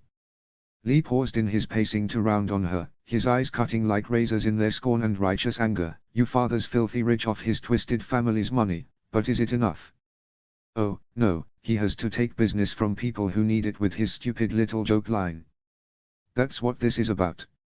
Rigel said incredulously. Exasperated annoyance was probably only going to further anger the Gryffindor, but she couldn't help afford to let it segue into deeper, darker emotions that would undermine her control. The Marauder's joke line at Zonko's. "Look, whatever you've got against it, I have nothing to do with stuff like that. I don't really even enjoy pranks." "Oh, I know." Lee sneered down at her. "Everyone knows you don't care about anything but your little potions, but I see right through your ploy. You may have the other competitors fooled, but I know how many prank products are potion-based. But I'm going to be the next greatest joke inventor. I'm going to salvage my family's fortune and my father's reputation, and I don't need the next generation marauder spawn getting in my way." "But I won't be," Rigel said again. "I'm not going into prank development, Jordan. So just let me go, and we'll pretend this whole thing never happened." "Maybe you're telling the truth," Lee said, his face once again calmly poised, "but the only way to know that you won't be in my way is to ensure that you can't be." He reached slowly into his robes, as if savoring the moment. But as he pulled out a small, dragon-hide bag that was squirming violently in his hand, she realized he was just being very, very careful around something that was obviously very dangerous. Rigel eyed the wriggling bag apprehensively, her mind running through the list of things that small that could really hurt a wizard. The bag was about half the size of Lee's fist, so it might hold a very small scorpion, but any snake that could fit in there would be too young to have developed fangs or poison of any potency. Judging by the erratic nature of the movements, it was something with more joints than a mammal, so probably not a mouse, and she had finally concluded that it must be some kind of insect when Lee laughed softly and began to open the lip of the bag slowly. He dipped a finger, protected by the gloves he was wearing, into the bag, and when he removed it a small, many-legged thing like a cross between a spider and a crab clung to the finger with barbed forelegs. It had a hard shell on its top, and a row of unnatural-looking teeth on the underside of its belly, which Lee took great care to show off before her uneasy gaze. "Isn't it beautiful?" Lee crooned and trailed a finger soothingly down the tiny insect's back, a combination of painstaking genetic crosses and magical enhancement. "This little guy is my father's greatest invention yet. Greater even than those tablets your little friends seemed to take such exception to." "Bit dark for a joke inventor, isn't it?" Rigel said, an awful feeling building in the pit of her stomach. "Yes, that's what Zonko said." Lee curled his lip, "but what does that old fool know? This little beauty is the perfect prank. You see, after her venom does its work, it dissipates, leaving behind only trace particles, which make their way swiftly to the victim's brain and erase all the memories connected with my pretty's existence. So it can never be traced back to the prankster, and even the victim won't remember how they came to be in the state they are." "And what state is that?" Rigel was struggling against the ropes again, but they were too tight for any amount of movement to loosen them. Lee watched her squirm for a bit before saying, "Oh, don't worry, Black. I'm going to let my pet bite your hands, but I promise it won't hurt a bit. In fact," he laughed coldly, "I promise you won't be feeling anything in those hands ever again." Rigel froze, her mind rebelling at the implication behind the other boy's words. Permanent loss of sensation. What kind of a joke was that? Without sensation there could be no reliable motor control. Without reliable control, there could be no brewing. She'd lose everything. Her potions, her mastery, her potions. No. She bucked wildly against her restraints and started screaming as loud as she could. "Help! Help, somebody, anybody, please!" Her voice was muffled abruptly by the feeling of dragon hide pressed tightly across her mouth. Lee had darted forward and covered her screams with his spare hand. He was close enough now that she could feel his uneven breathing, and the thought that he was excited by her horror made the thick wave of anger and denial swell up inside her so that she was nearly drowning in it. Lee pinned her legs beneath his knees, and his other hand, with its ugly, malformed passenger perched menacingly atop it, moved steadily toward her left hand, which was balled helplessly in a fist, unable to move more than a centimeter or two away from the paralysis-inducing fangs. "Maybe over the break I'll stop by and see how my dear friend Rigel is doing after his inexplicable accident," Lee whispered gleefully into her ear. "I do need to take care of your cousin, the Potter brat, too, after all." Perhaps it was the threat against Archie that did it. Or maybe it was the vile little insect reaching out a leg to touch the sensitive skin on the back of her hand, sensation that she would never feel again if she did not do something. And she had to do something. She knew then that this was real, it was happening, and nothing was going to come along and stop it in the nick of time. A tear squeezed its way around her ugly grey contacts and blazed a trail silently down her cheek. She let her emotions swallow her. Her first rational thought as the thrill of power rushed through her was that it felt as though a light had gone on in her soul, and all the ugly, shameful things that had been hiding there like cockroaches began fleeing the premises at once. An oily, thick energy boiled through her veins, like the stagnant slime of water that had sat too long in one's place. As it coursed out of her like liquid heat, something felt disturbingly right about it, as though the water had just realized that it used to be a mighty river, before the dam was built, and was reveling in its freedom once again.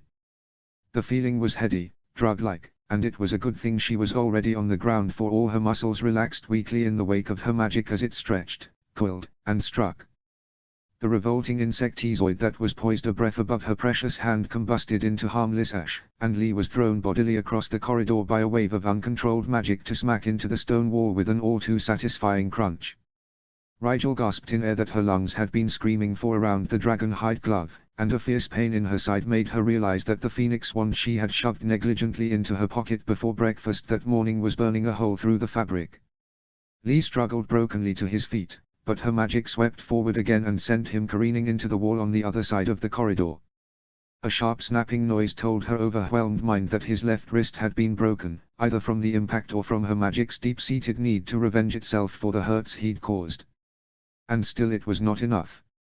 Her rage, fueled by the helplessness she'd felt and the threats against her family, her health, her greatest dreams and ambitions, would not be assuaged.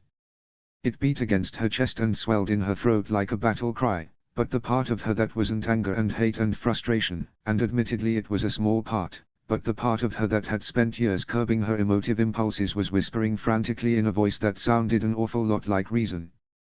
Don't kill him, can't kill him, be expelled, be feared and hated, don't, no more, no more. She tried to cast around for something to direct her magic toward. She took a deep, shuddering breath, or tried to, and when she figured out why she couldn't, she set her restless magic to loosening the ropes that bound her before it could lash out at the unconscious Gryffindor any further. As the ropes fell away from her, she channeled the leftover energy, still pouring from her magical core to her wand to the air around her, to unraveling the ropes strand by strand. She hoped that would give it enough time to settle down.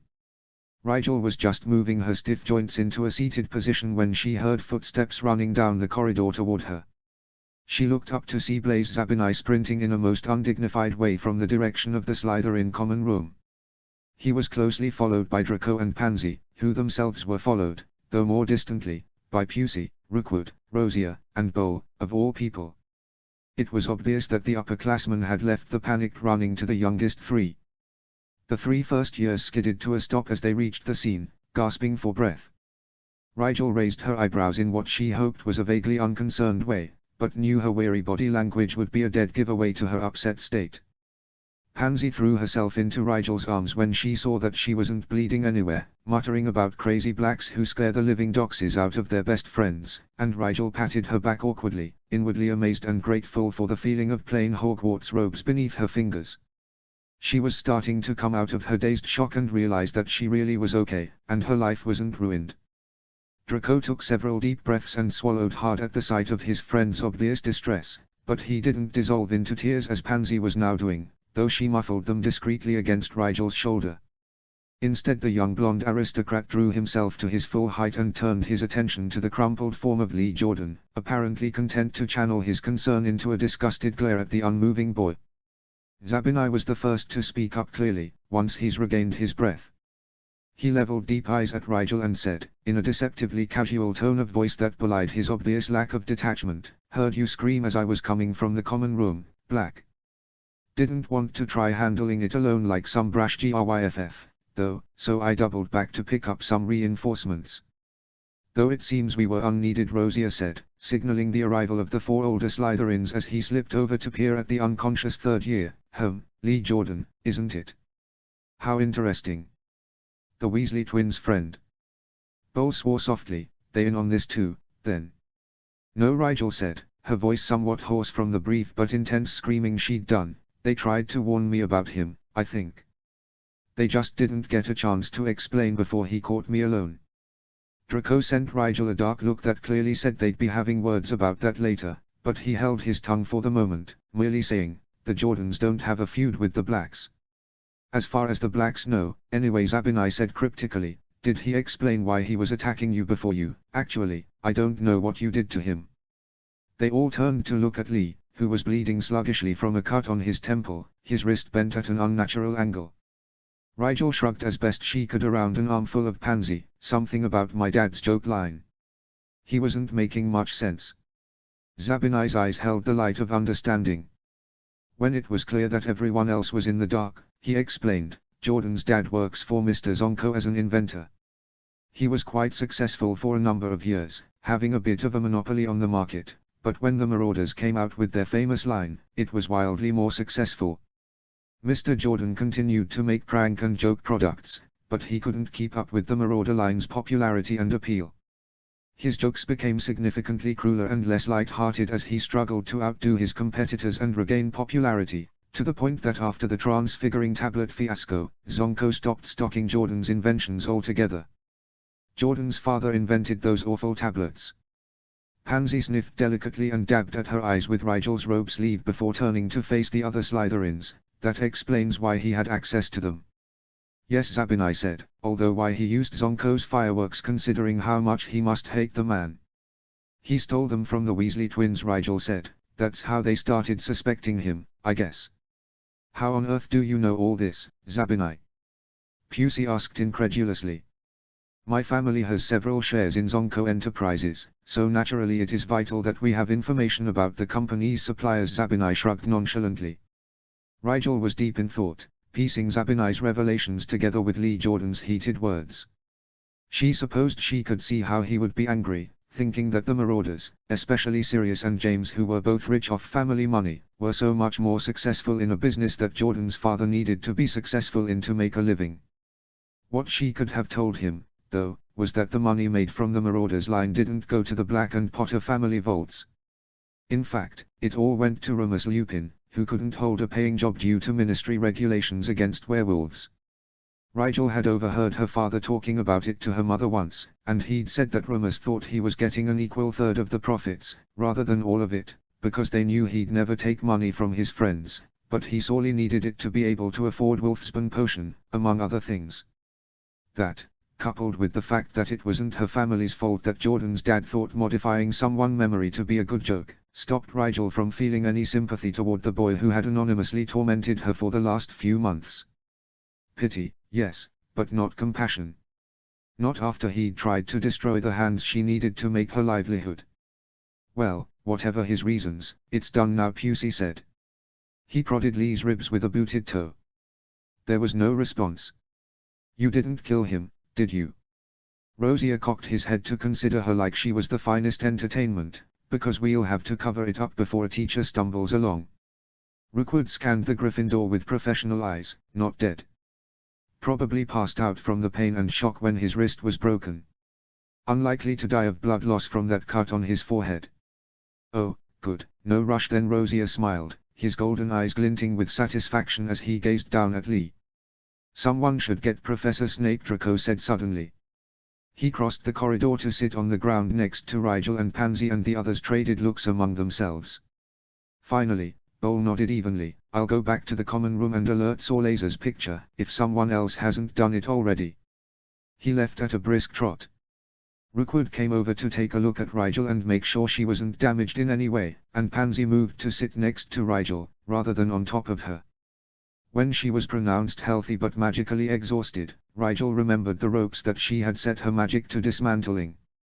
Where the tangle of ropes used to be was a pile of what looked like wheat.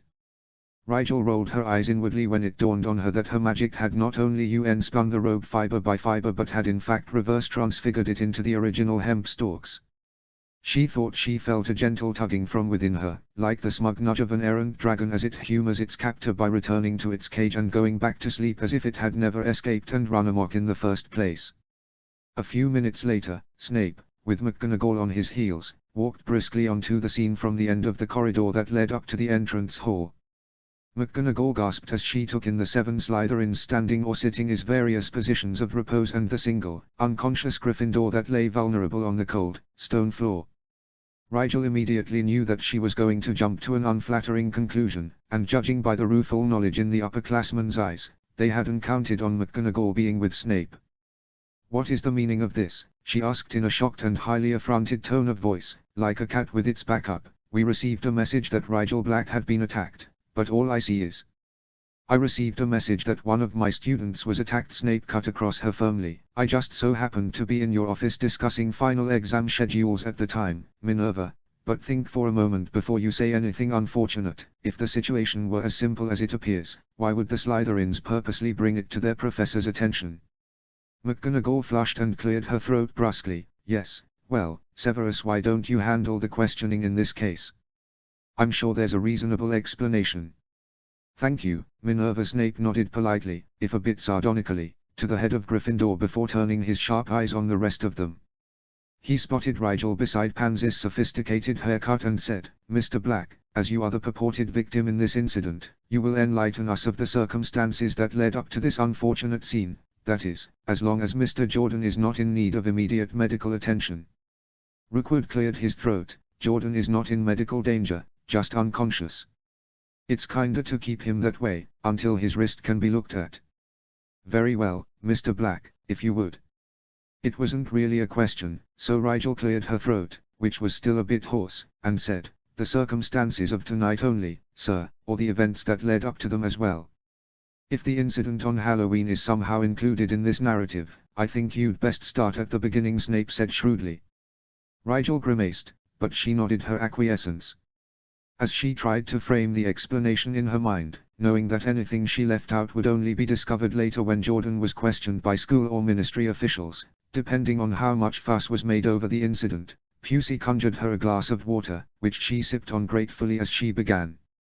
She decided to keep it as honest as she could without revealing her secrets, so that she wouldn't be accused of lying later on if something Jordan said contradicted her. I think it started the first Friday of school, she said slowly. That was the day I met the Weasley twins, and also the day I met Lee Jordan. I think he was trying to warn me off his friends, the twins, even then, but he was interrupted before his intent was clear. Was Mr. Jordan jealous of your friendship with Messrs. Weasley? Snape asked, his voice clinical and detached, which helped a bit. I'm not sure, Rigel admitted. Looking back, I think he just hated me, and saw Fred and George's interest in me, because I'm the son of one of their heroes, as a sign that I was like my father, who he already hated. I didn't see Lee again until much later, but the attacks started the very next day. Attacks? Draco burst out. How long has this been happening, Rigel? Merlin, don't you know when to ask for help? I thought we were your friends, I thought. Mr. Malfoy, Snape said repressively, please save your questions until after we get to the bottom of this.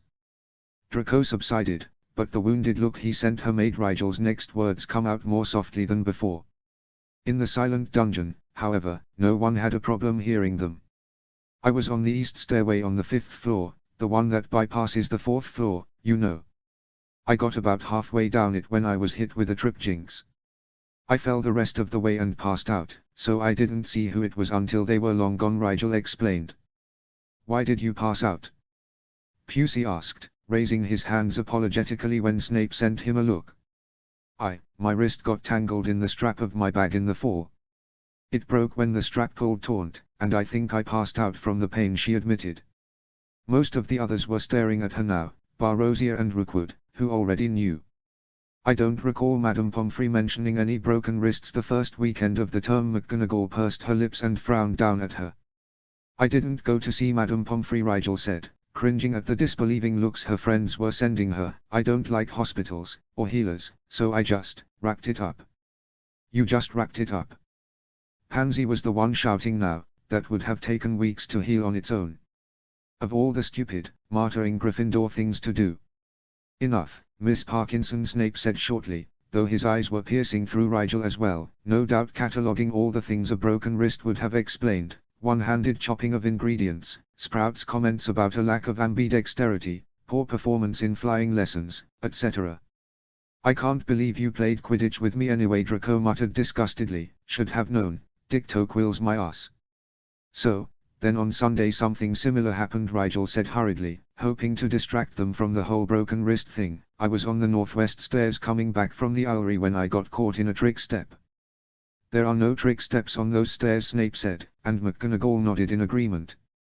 Yeah, well, it was lucky, really, because by falling into the trick step I missed the curse someone sent at me from behind. I guess it was probably to make me fall down the stairs, or something, because they didn't bother recasting it. They just tossed a dung bomb at me and headed off. Before you ask, I didn't see them because I was trapped in the stair facing the other way, and I couldn't get myself out of the stair because one of my arms was useless, Rigel said. You said Peeves threw that at you, Pansy said, her lips pursed in a good imitation of McGonagall. It could have been Peeves, for all I knew at the time, Rigel said evasively. Flint happened along and helped me out of the stair. Nothing happened again until the next Friday, after I got out of my detention from McGonagall. I was approached from behind, again, and fired on from around a corner. They got me with a stinging hex on my right arm, but I could run that time, so I lost them in the dungeons. That we can verify, Sir Pusey spoke up. When Black came back into the common room that night, it was immediately evident he'd been attacked. And no one thought to inform me of this. Snape's voice was soft but menacing. We didn't realize it wasn't an isolated incident, Rosier said smoothly. The house felt that it was just random anti-Slytherin sentiment rearing its prejudiced head as usual, and treated it as such. Very well, continue, Mr. Black. Well, the next thing I guess was that Saturday. I was up in the Gryffindor common room doing homework with Percy Weasley. She determinedly ignored the strange looks she was getting for that one, when I met Lee again. He warned me pretty explicitly away from the Weasley twins, but I didn't think anything of it. I thought they'd had a fight or something. Things were quiet after that, and I think part of it was that the twins started escorting me when I was in Gryffindor territory so no one could try anything. Rookwood healed my wrist. Then came Halloween, and, well, you know about that. The rest of them nodded, looking troubled at the reminder of that incident. Tonight I was coming back to the common room after studying with Percy again. I ran into the Weasley twins, who had by then suspected Lee, I think. But they had to go before they could warm me properly, and then, well, I found out for myself anyway, Rigel said. She took a deep, steadying breath. This was the hard part, the part that was still a bit too fresh to look at objectively. You were walking alone through the dungeons. Snape prompted, his voice uncharacteristically kind. Yes, Rigel said, I was going to stop in the kitchens, but I thought my friends would want to see me right away, to make sure I was okay, but Lee was waiting in that alcove. She nodded toward the spot he'd attacked her from, and he got me with an Incarcerus spell before I even knew he was there. He was angry, ranting at me. He said my father and uncles were the reason his father was run out of the pranking business. He thought I was going to go into pranking like my father. He said he would make sure I couldn't. Her voice broke, and she hung her head, shamed by this weakness. Pansy wrapped one arm around her waist and Draco slung an arm of his own over her shoulders. She couldn't bring herself to smile at them, but she was grateful for the support. Jordan had this thing, like a bug or a crab, that his father had been breeding. It was supposed to cause localized paralysis, irreversible, and he claimed its venom carried a sort of neurotoxin that would modify the victim's memory of the incident. Rigel was speaking faster now, just trying to get it all out so she could forget about it. He tried to make it bite my hands, and I couldn't get away, and I called for help, but no one came, and, oh, sir, I didn't mean to. She gazed up at Snape, asking for his understanding with her eyes. You know how my magic gets, and he was trying to take away my hands, my potion-making hands, and I just got so angry and, it stopped him. What did? McGonagall could not keep silent any longer, it seemed. My magic, Rigel said. I was upset, and my magic is a little unstable sometimes when I feel things strongly, so it destroyed the little bug thing and threw Jordan into the wall over there. I set it to work on the ropes so I could have time to calm down and not hurt him anymore. She gestured toward the pile of hemp sitting innocently on the floor, and then my housemates arrived. Zabinai took up the explanation from there, detailing how he had heard the screaming, but fetched help before investigating, and their subsequent arrival at the scene and decision to contact Professor Snape through the portrait system. McGonagall looked overwhelmed, but she conjured a stretcher and lifted Lee Jordan onto it briskly. This will be looked into further when the Board of Governors gets wind of it, she said, but right now I would like to apologize on behalf of Mr. Jordan, as he is a member of my house, and I hope that in the future you realize that you can report this kind of thing before it escalates this far, Mr. Black. Rigel nodded, just glad the other boy's limp body was finally being taken away. Once the Gryffindor head was gone, Professor Snape turned his dark eyes over them all, and most of those present cringed beneath them. 10 points from Slytherin, Mr. Black, for suffering needlessly like a melodramatic Gryffindor, he said, ignoring the look of disbelief on Pansy and Draco's faces. They didn't disagree with the sentiment, but there was no need to take points. He swept the rest of them with an assessing gaze, and 5 points to each of the rest of you for assisting a housemate in need. Lucian was here too, Sir Pusey put in mildly. He was the one who alerted Sorlaser's portrait. Then 5 points for Mr. Bull as well, Snape allowed. I expect that the details of this encounter will stay, if not a complete secret, then at least within the House of Snakes. They all nodded agreeably. Very well, then please escort Mr. Black to the common room. I will deal with the headmaster and the school officials. Thank you, Sir. Rigel spoke up as he made to leave. It is my duty as your head of house to deal with problems of this nature. See that you remember that in the future. The potions master swept back toward the entrance hall once more, leaving his students to make their way back to the common room, where they would spend the rest of the evening answering question after subtly phrased question from their Slytherin housemates. HP. Lee Jordan was formally withdrawn from Hogwarts by his parents in the face of charges of assault and attempted maiming, and rumor had it he was to be enrolled in Beauxbatons after the break. It was only after several frantic letters to Sirius that he decided not to come storming up to the school, demanding justice for his son, but the Black family had finally agreed to wait until the winter holidays to assure himself of his son's well-being, since it was only a few weeks away at that point. The week before the break, Rigel did indeed receive a package from Archie, and when she opened it later that night behind the hangings of her bed she discovered the promised polyjuice potion. There was enough hour-long doses to last her an entire day of continuous transformation, and Rigel wondered incredulously how on earth Archie had gotten so much of it. Along with the package was a lock of Archie's hair to activate the potions, and a letter, which detailed the entire, harebrained adventure. Rigel found herself laughing and shaking her head as she read Archie's account. Only her cousin would be able to pull such a thing off. HP. Switch to Archie's POV. HP. Archie never could have done it without Hermione. As he told her several times a day, she was the brain to his body, the light to his cave, the muse to his song, the, okay, no need to hit so hard, Hermione. Anyway, as winter break approached, Archie started thinking about how he and Harry were going to coordinate their return. His father would be picking Harry up from King's Cross, of course, while James and Lily would collect Archie at Heathrow Airport in London. It would be a little awkward to explain why he didn't look like Harry and why Harry didn't look like Archie, so he knew they had to get a hold of some more polyjuice somehow. He wouldn't even attempt to brew it, so Harry's thing, and there was no Uncle James to pilfer from this time, so the question became, who was he going to pilfer it from? The answer came, like a beacon sent from one of those Muggle torches, one Monday in basic healing. He and Hermione had all their classes together, because they were both in the healing tract. He'd asked her why she decided on healing even though she didn't have to choose a tract until third year, and she had told him it was the closest thing to a profession her parents would understand, since they were both dentists.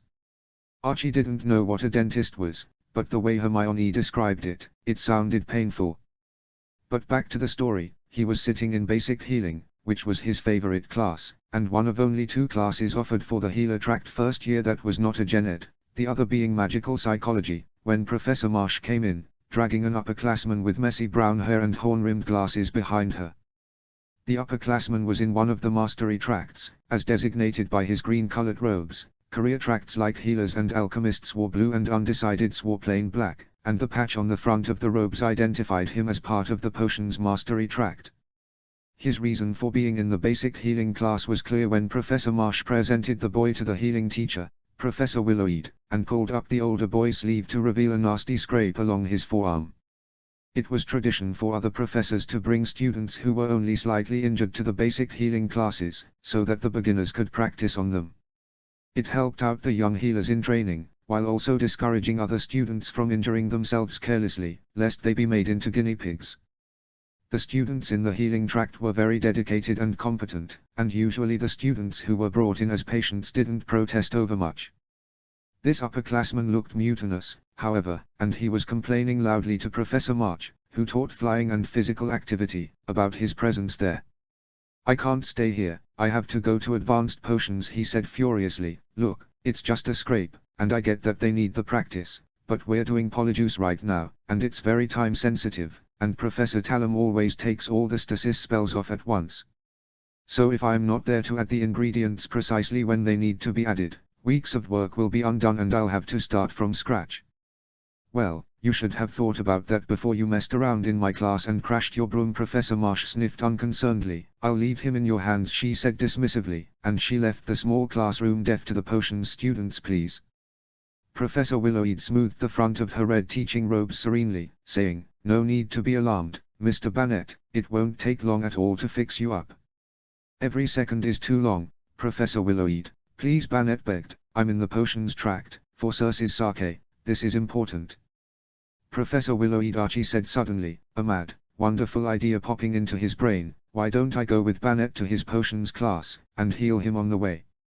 Willowweed looked skeptical, but Archie threw her a dashing smile that Harry would have smacked right off his face if she'd seen it. "It'll be a good chance to learn to heal under pressure, on the move he invented, and it helps the patient out as well, and shouldn't we always try to help the patient?" "Oh, very well, Mr. Potter, but I expect you to come straight back here," she said, giving him a knowing look. "Oh, yes, Professor, I certainly will." He smiled brightly at her, glanced innocently at Hermione, who was giving him a suspicious look from the seat next to him, and followed the relieved Bannet out of the classroom. Archie examined the scrape as they moved briskly through the giant labyrinth of hallways and rooms that was the American Institute of Magic. "So, Polyjuice, huh?" he said conversationally as he ran the standard diagnostic spell they'd been taught back in September. It told him his patient had a scrape on his arm. "Is it as difficult as they say?" More so, Bannet seemed happier now that they were on their way to his class, and was more than willing to talk about potions. "It's so exact, so demanding, you know. If you don't do every step perfectly, you might as well start again. It takes slow, carefully controlled action, too sudden and you spook the ingredients into reacting. It's like the potion wants you to earn it." Archie personally thought that not even Harry talked about potions like they were some kind of wild animal to be tamed, but he nodded gently. Whatever Professor Willoweed said, he had a fantastic bedside manner when it suited him. "How long have you been working on this one?" 2.5 weeks. "It'll be another week and a half before it's finished," he added, "and it's only going this quickly because Professor Talum scheduled it very precisely so that certain steps lined up with the lunar." "Wow, sounds tough," Archie said absently as he coaxed his magic into the gentle waves needed to heal minor scrapes and bruises. The marks slowly began to fade before his eyes, and when he finally declared it sufficiently healed he realized they were almost to the potions labs, which were in the basement of the school. "Do you at least get to keep it when you finish?" he asked. "What? Of course not." Bannet shook his head at the silly little first year. "Polyjuice is highly illegal." Archie didn't think it prudent to mention that in general things were legal or illegal with no degrees of legality in between. "I'm sure Professor Talum will dispose of our samples after he shows us our grades next Friday." "As he should." "Well, this is it, thank you, Mr. Potter," Archie said. "Harry Potter. AB equals see what I did there?" Hermione Granger, Archie thought to himself as his muggle-born friend read him the riot act back in the Healer Tract dorms that evening, was much more observant than any witch had a right to be. "I don't know what you're planning, Harry Potter, but if you think you're going to ruin some poor 7th year's potions grade by stealing the potion he's been working on for weeks, then you'll have to go through me, because I won't stand by and." "Hermione." Archie clapped a hand over his friend's rather loud mouth and dragged her to a more secluded corner of the common area, to a table they were less likely to be overheard from. "Hermione, sweet Hermione, loyal, talented, brilliant Hermione," he began. Hermione scowled suspiciously at him, but he bravely weathered on. "You don't really believe me capable of such evil, now do you? Look, I solemnly swear that I am not planning on ruining anyone's grade, test score, or academic career." Really, Harry?" Hermione still looked skeptical, "because you seemed awfully interested in that boy once you heard he was brewing Polyjuice." "I would never steal someone's Polyjuice potion before it was graded, Hermione, honestly, I thought you knew me." Archie shook his head sadly. "Oh." Hermione looked abashed. "Okay then, I thought, wait. Oh, no. Oh, yes. Oh, no. Oh, yes. Harry, you can't be thinking." "Hermione, my pearl, I couldn't possibly think without you, you know that." "This is serious, Harry." Hermione wrung her hands and glanced around the common area nervously. "If we get caught." "Lovely, knew I could count on you, Hermione." Archie kissed the bushy-haired girl's fingertips with extravagant devotion, and Hermione smiled ruefully, like she always did when Archie was playing the fool. "I want this planned to a T, Harry," she said sternly. "I was just about to suggest a diagram, dear Hermione." AB. The following Friday, everything was in place. Hermione didn't approve of the plan at all, which Archie took to mean it would probably be great fun. Not that Hermione wasn't fun, because she was, but there were some kinds of fun you had to be a little crazy to appreciate, and as anyone in Britain could tell you, the Blacks were a predominantly crazy lot. Professor Talum was scheduled to give his 7th years their grades on their Polyjuice assignment that day. What that meant was that he would hand each student back the beaker they'd turned in the class period before, and each beaker had a letter grade written on them in ugly red ink. Once each student had noted their grade, with the option to hear in colorful recitation exactly why they had been scored that way. No one usually took that option. The beakers would be handed back in, accounted for, and disposed of. Archie thought that was a very good system, but he had slightly different ideas for how the class period would pan out. He glanced at his watch, one of the few things that actually belonged to him, besides his shoes and wand, that he had allowed himself to bring to America. It had been given to him by his mother and father, and he couldn't bear to part with it, and besides, he really didn't think anyone would recognize the family crest on it at AIM. So anyway, he watched his watch, a somewhat ironic pastime, to be sure, and when enough time for Professor to start handing out the sample had passed, Archie readied himself mentally for the superb and impressive feat of acting he was about to perform. Hermione kicked him pointedly from beneath her disillusionment charm, which she had learned precisely for their little escapade. Bless her brilliant mind, and Archie decided that was the signal to stop fixing his blonde wig to look frantically windswept and get a move on. Archie stole out of the empty classroom in the lab section of the basement, which he and Hermione were basing their operations out of that day.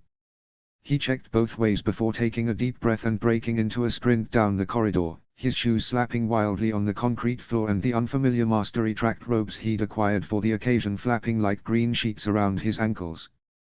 His exertion gave him a flushed and slightly crazed look, which would be vital to his deceit.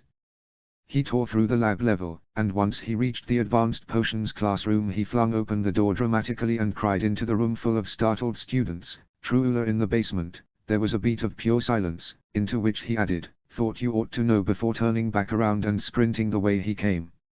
Archie ran all the way back to the empty classroom as quickly as he could, then froze, silent and motionless, until he heard the sound of a dozen or so students making their way past his hiding place and up the stairs to the main level.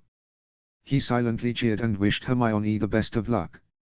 It was all up to her now. Change in POV, Hermione. Hermione suppressed a sigh as she slipped, invisible, into the classroom in the wake of Harry's over-the-top entrance. She hurriedly moved to the side of the room while everyone was distracted, and she was well out of the way when Professor Talum pulled himself out of his shock and ordered an immediate evacuation to the main level. Hermione thought this was rather ridiculous, considering that if there actually were a troll, it would be safer to remain in the classroom, but Archie had said the policy was to evacuate first and think second, and, though she would never say it to his face, he was usually right about these things. When the room had emptied, Hermione took out a bag she had asked an upperclassman from the Charms Mastery Tract to spell an undetectable extension charm onto. She made her way as quickly as she could around the room, grabbing all the flasks of polyjuice that had an written in bold red ink on the side and appending them into various empty vials she'd brought with her for the transfer. Really, she could not believe she was doing this, but ever since she'd met Harry Potter her life had been constant surprises, though not many of them bad, she had to admit. When she had all the potion that would probably be safe to ingest, she stowed the bag with the filled vials in it under her disillusioned robes and left the classroom as silently as she'd entered it. She made it back to the empty classroom just in time to avoid the approach of a dozen confused students and one very upset Professor Talum. He was likely to be more upset, Hermione reflected, when he realized someone had appended all of the students' polyjuice flasks onto the floor of the lab. Archie had wanted to make it look like a prank, like someone was just making a mess, and not really stealing the potion, and to do that all the flasks had to be emptied without seeming to have gone anywhere by the time the class got back from their wild goose chase. Back to Archie's POV. Archie swung Hermione in a spontaneous little jig and inventoried the vials she'd collected. "This will last us for both coming home and leaving again after break," he thought gleefully. "Harry will be so impressed when I tell her how I got this. HP. Rigel folded the letter with a fond smile. She couldn't wait to see Archie again. She just had to get through one more week, and then she would be home, with her own eye color and her own name, and Archie, wonderful, crazy Archie, who would surely know how to handle all the things that seemed so insurmountable when they were separated by an ocean. She liked Draco and Pansy, she really did, and Fred and George and Neville and Ron and even Flint wasn't so bad sometimes, but she couldn't talk to them about some things, not because they weren't as good of friends, but because she was lying about them, and they couldn't help with her problems unless they knew the truth. But Archie would know what to do. He wouldn't be scared or freaked out when she told him about what happened to Lee. He wouldn't judge her as weak or silly for being scared of her own feelings. 2 weeks without lies, Rigel thought, that's what I need. How easy it was to forget that the people at Hogwarts weren't the only ones she'd been lying to. HP. End of Chapter 15. Chapter 16. Rigel stared out the window at the blurred countryside as the Hogwarts Express sped toward London. She'd passed her finals, despite her wand's minor rebellion during Dada, in which Kirill's dummy was once again blasted into smithereens, packed Archie's trunk, and patiently let Pansy dress her for meeting her parents at the station.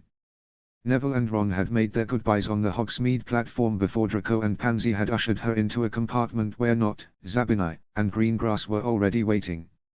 Her friends were still a bit sore with Gryffindors in general for what Lee had done and tried to do, but Rigel thought mostly Neville and Ron understood. Most of Gryffindor House was at least uneasy about the whole incident, which of course, in that peculiar way of schoolyard gossip, had spread like wildfire through the student body while leaving most of the adults in and outside of the school completely ignorant about it. In fact, almost everyone in the Lion House either avoided Rigel or treated her like glass, so keen were they to prove to the Slytherins that they meant their first year no harm. The prank war had taken a toll on everyone, and no one was rearing to start it up again. The compartment door burst open, making all 6 of them start.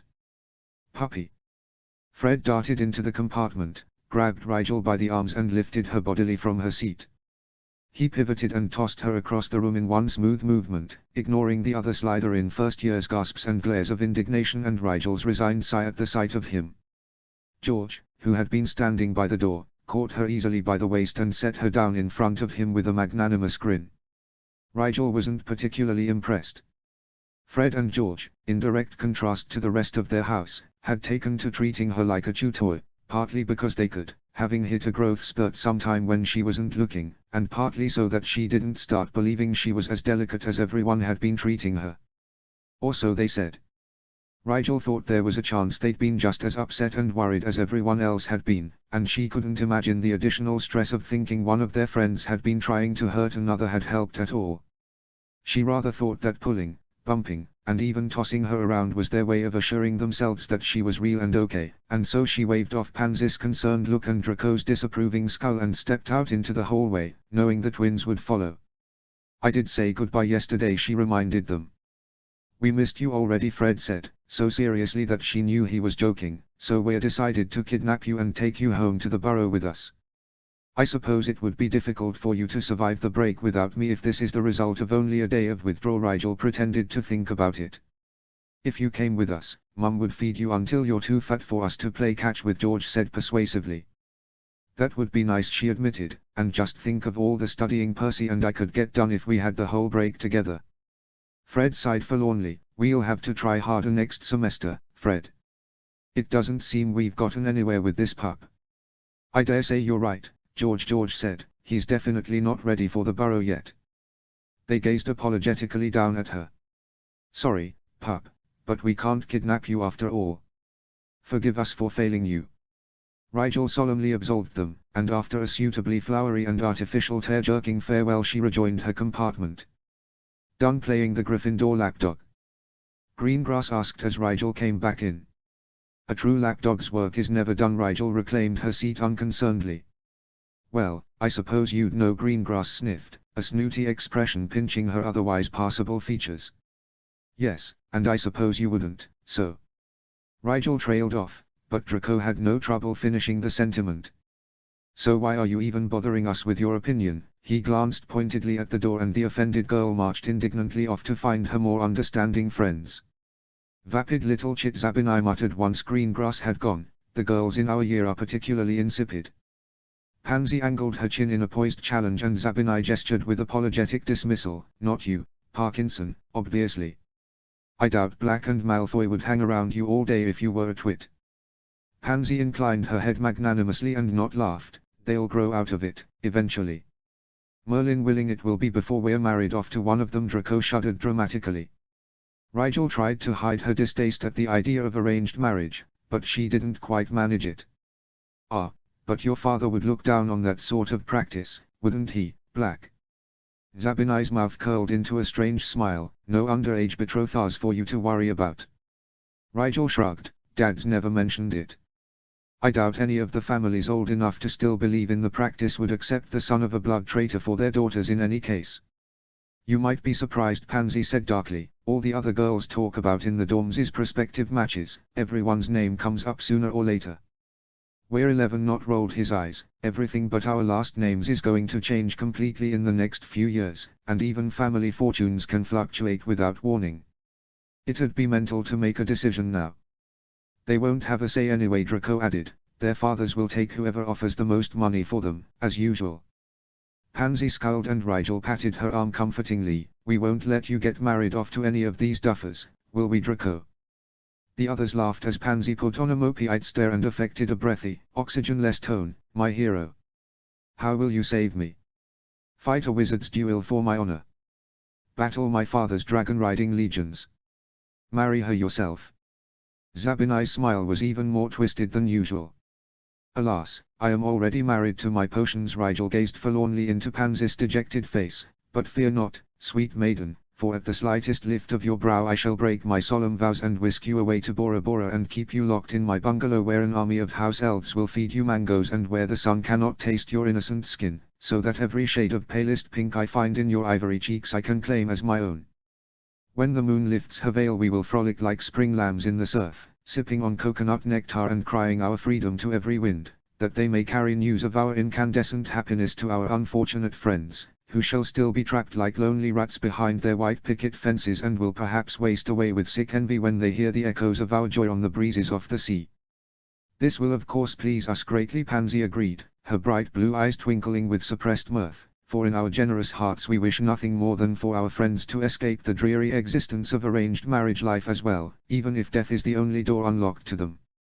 Pansy's words proved to be too much, and the stiff good breeding of the usually tightly coiled snakes collapsed beneath sheer farce and they burst into laughter. Rigel listened very closely, for it was not the controlled chuckles or the measured, faint-minded laughter of the socially repressed. It was the sound of surprised enjoyment, of childhood, and Rigel savored it before it died away. Sometimes I wonder if you were really raised by the marauders, but then you do something like that. Not dabbed at his streaming eyes with a handkerchief. Imagine keeping house elves in Bora Bora to feed you like some despoiled emperor. You're crazy, Black. All the blacks are crazy, Rigel said regretfully, but we always do right by our friends. And that's why the Malfoys are there to step in and save their friends from the blacks' idea of saving, Draco said, still smiling a bit at the ridiculousness of it all. Pans, the minute this idiot starts talking about the French Polynesian islands, I will lock him up and send you my father's lawyer. No marriage contract will stand a chance. Pansy laughed along with the others, but from the steady look in Draco's eyes as he smiled and the burning embers in Pansy's own when Rigel glanced at them, she realized that Draco was entirely serious in offering the not insignificant Malfoy protection to his friend of only a few months, and Pansy, sweet, innocent Pansy, knew the very real possibility of having to draw on that aid one day, and was silently grateful. Not long after, the train pulled into the station. Pansy fussed with Rigel and Draco's hair and robes as they waited for the other passengers to depart and leave the platform empty enough to move through easily. They'd all had Pusey shrink their trunks, and when Pansy declared it time they bade farewell to Zabinai and Not and disembarked the train. Your parents aren't coming until later, right? Pansy asked Rigel nervously. Rigel raised an eyebrow in amusement. Yes, Pan, I promise my family won't be around to murky the waters. I told my dad to come a half-hour later so I could say goodbye to all my friends on the platform without my dad around to embarrass me. A plausible fiction, Draco commented, looking as if he wasn't sure if he should be happy his friend lied so well or not. In truth, Rigel had told Sirius to give her 45 extra minutes, saying she had a lot of people to say goodbye to, in order to give herself enough time to use the polyjuice after her friends had gone. Archie had done something similar, arranging for his parents to meet him at baggage claim instead of right where the passengers got out so he'd have time to duck into a restroom and change. Archie had figured that Hermione would be the only one looking for him, and since she didn't know what his luggage looks like, girls weren't allowed in the boys' rooms, and didn't know what the Potters looked like, she wouldn't think it odd when an unfamiliar girl picked his trunk up instead. Then all they had to do was keep sipping polyjuice until they could meet up and exchange places. There they are. Pansy nodded discreetly toward four imposing figures standing off to one side, well clear of the smoke from the train. The Malfoys were easily recognizable, resplendent in soft lavender silk, their hair so matched in color that Rigel wondered if that had been the deciding characteristic when Mr. Malfoy was choosing his wife. The Parkinsons were striking also, but not for their similarity. Mr. Parkinson was tall and lean, with jet black hair combed back from his angular features and a sharp pair of glasses that glinted every so often in the light. Mrs. Parkinson was petite and energetic, with caramel curls bouncing about her shoulders and the dreamiest hazel eyes Rigel had ever seen. The two were complete opposites, and Rigel wasn't sure at first how Pansy could be related to either of them. She supposed later that Pansy must have inherited her golden hair from a relative, or else one of her parents dyed theirs. Her personality, Rigel would realize later, was a strange fusion of her mother's innocent sweetness with her father's savvy insightfulness, tempered by a dash of something entirely Pansy. "Good day, Mr. Malfoy," Narcissa Pansy said politely when they were within speaking range. "Hello father, mother." Pansy's mother reached out a hand, which Pansy clasped and pressed gently, both mother and daughter smiling with suppressed emotion as Mr. Parkinson looked on with quiet fondness. "How are you, Miss Parkinson?" Mr. Malfoy asked. "Very well, thank you," she said, stepping away from her parents once more. "Mother, father, you remember Draco Malfoy?" Draco stepped forward to shake hands with Mr. Parkinson and receive affectionate nods from his parents as well. "Your son does you credit, Lucius," Mr. Parkinson said, voice mostly devoid of emotion. He brought to Rigel's mind a human calculator. "So wonderful to see you again, Draco." Mrs. Parkinson's eyes fairly shone with her cheerfulness, though her face was the usual blank pureblood mask. "The wonder is all mine." Draco bowed gracefully before the couple. "Father, mother, may I introduce to you Rigel Black?" Pansy placed a hand gently on Rigel's elbow. "Rigel is our Slytherin year mate, son of Sirius and the late Diana Black." Rigel bowed formally to Mr. Parkinson and his wife, hovering just above Mrs. Parkinson's hand as she did so. "A pleasure to meet you, Mr. Black," Mrs. Parkinson said warmly. "How is your father?" "He is well, Mrs. Parkinson, and I dare say will be even better when he learns of your kind query," Rigel said. "I am very glad for this chance to meet you both, and I would like to formally ask your permission to befriend your charming daughter." She directed the last bit at Mr. Parkinson, whose only sign of surprise that Rigel knew of the old customs required for an unmarried male to make a close acquaintance of an unmarried female was a sheen of light obscuring his glasses as he tilted his head consideringly. "What say you, Mr. Malfoy?" Mr. Parkinson turned to his friend. "As you have the advantage of Mr. Black's acquaintance, I shall defer to your judgment." Mr. Malfoy gazed seriously into Rigel's blank face for a moment, then said, "Although I have only had the pleasure of a brief meeting with young Mr. Black, he has the esteem of Severus Snape, a man whose opinion I trust implicitly, so I will indeed vouch for his worth in regards to your daughter's friendship." Rigel bowed gratefully toward Mr. Malfoy before lifting her chin in open acceptance of Mr. Parkinson's decree. "With such a recommendation, I would be foolish to turn your candidature away, Mr. Black," he finally decided. "May your friendship be long and mutually beneficial." Rigel nodded and Pansy positively beamed at her. Even Draco looked impressed that she knew the proper courtesies. "They couldn't know I looked up every pureblood custom in the Black family library after deciding to try and pass as one."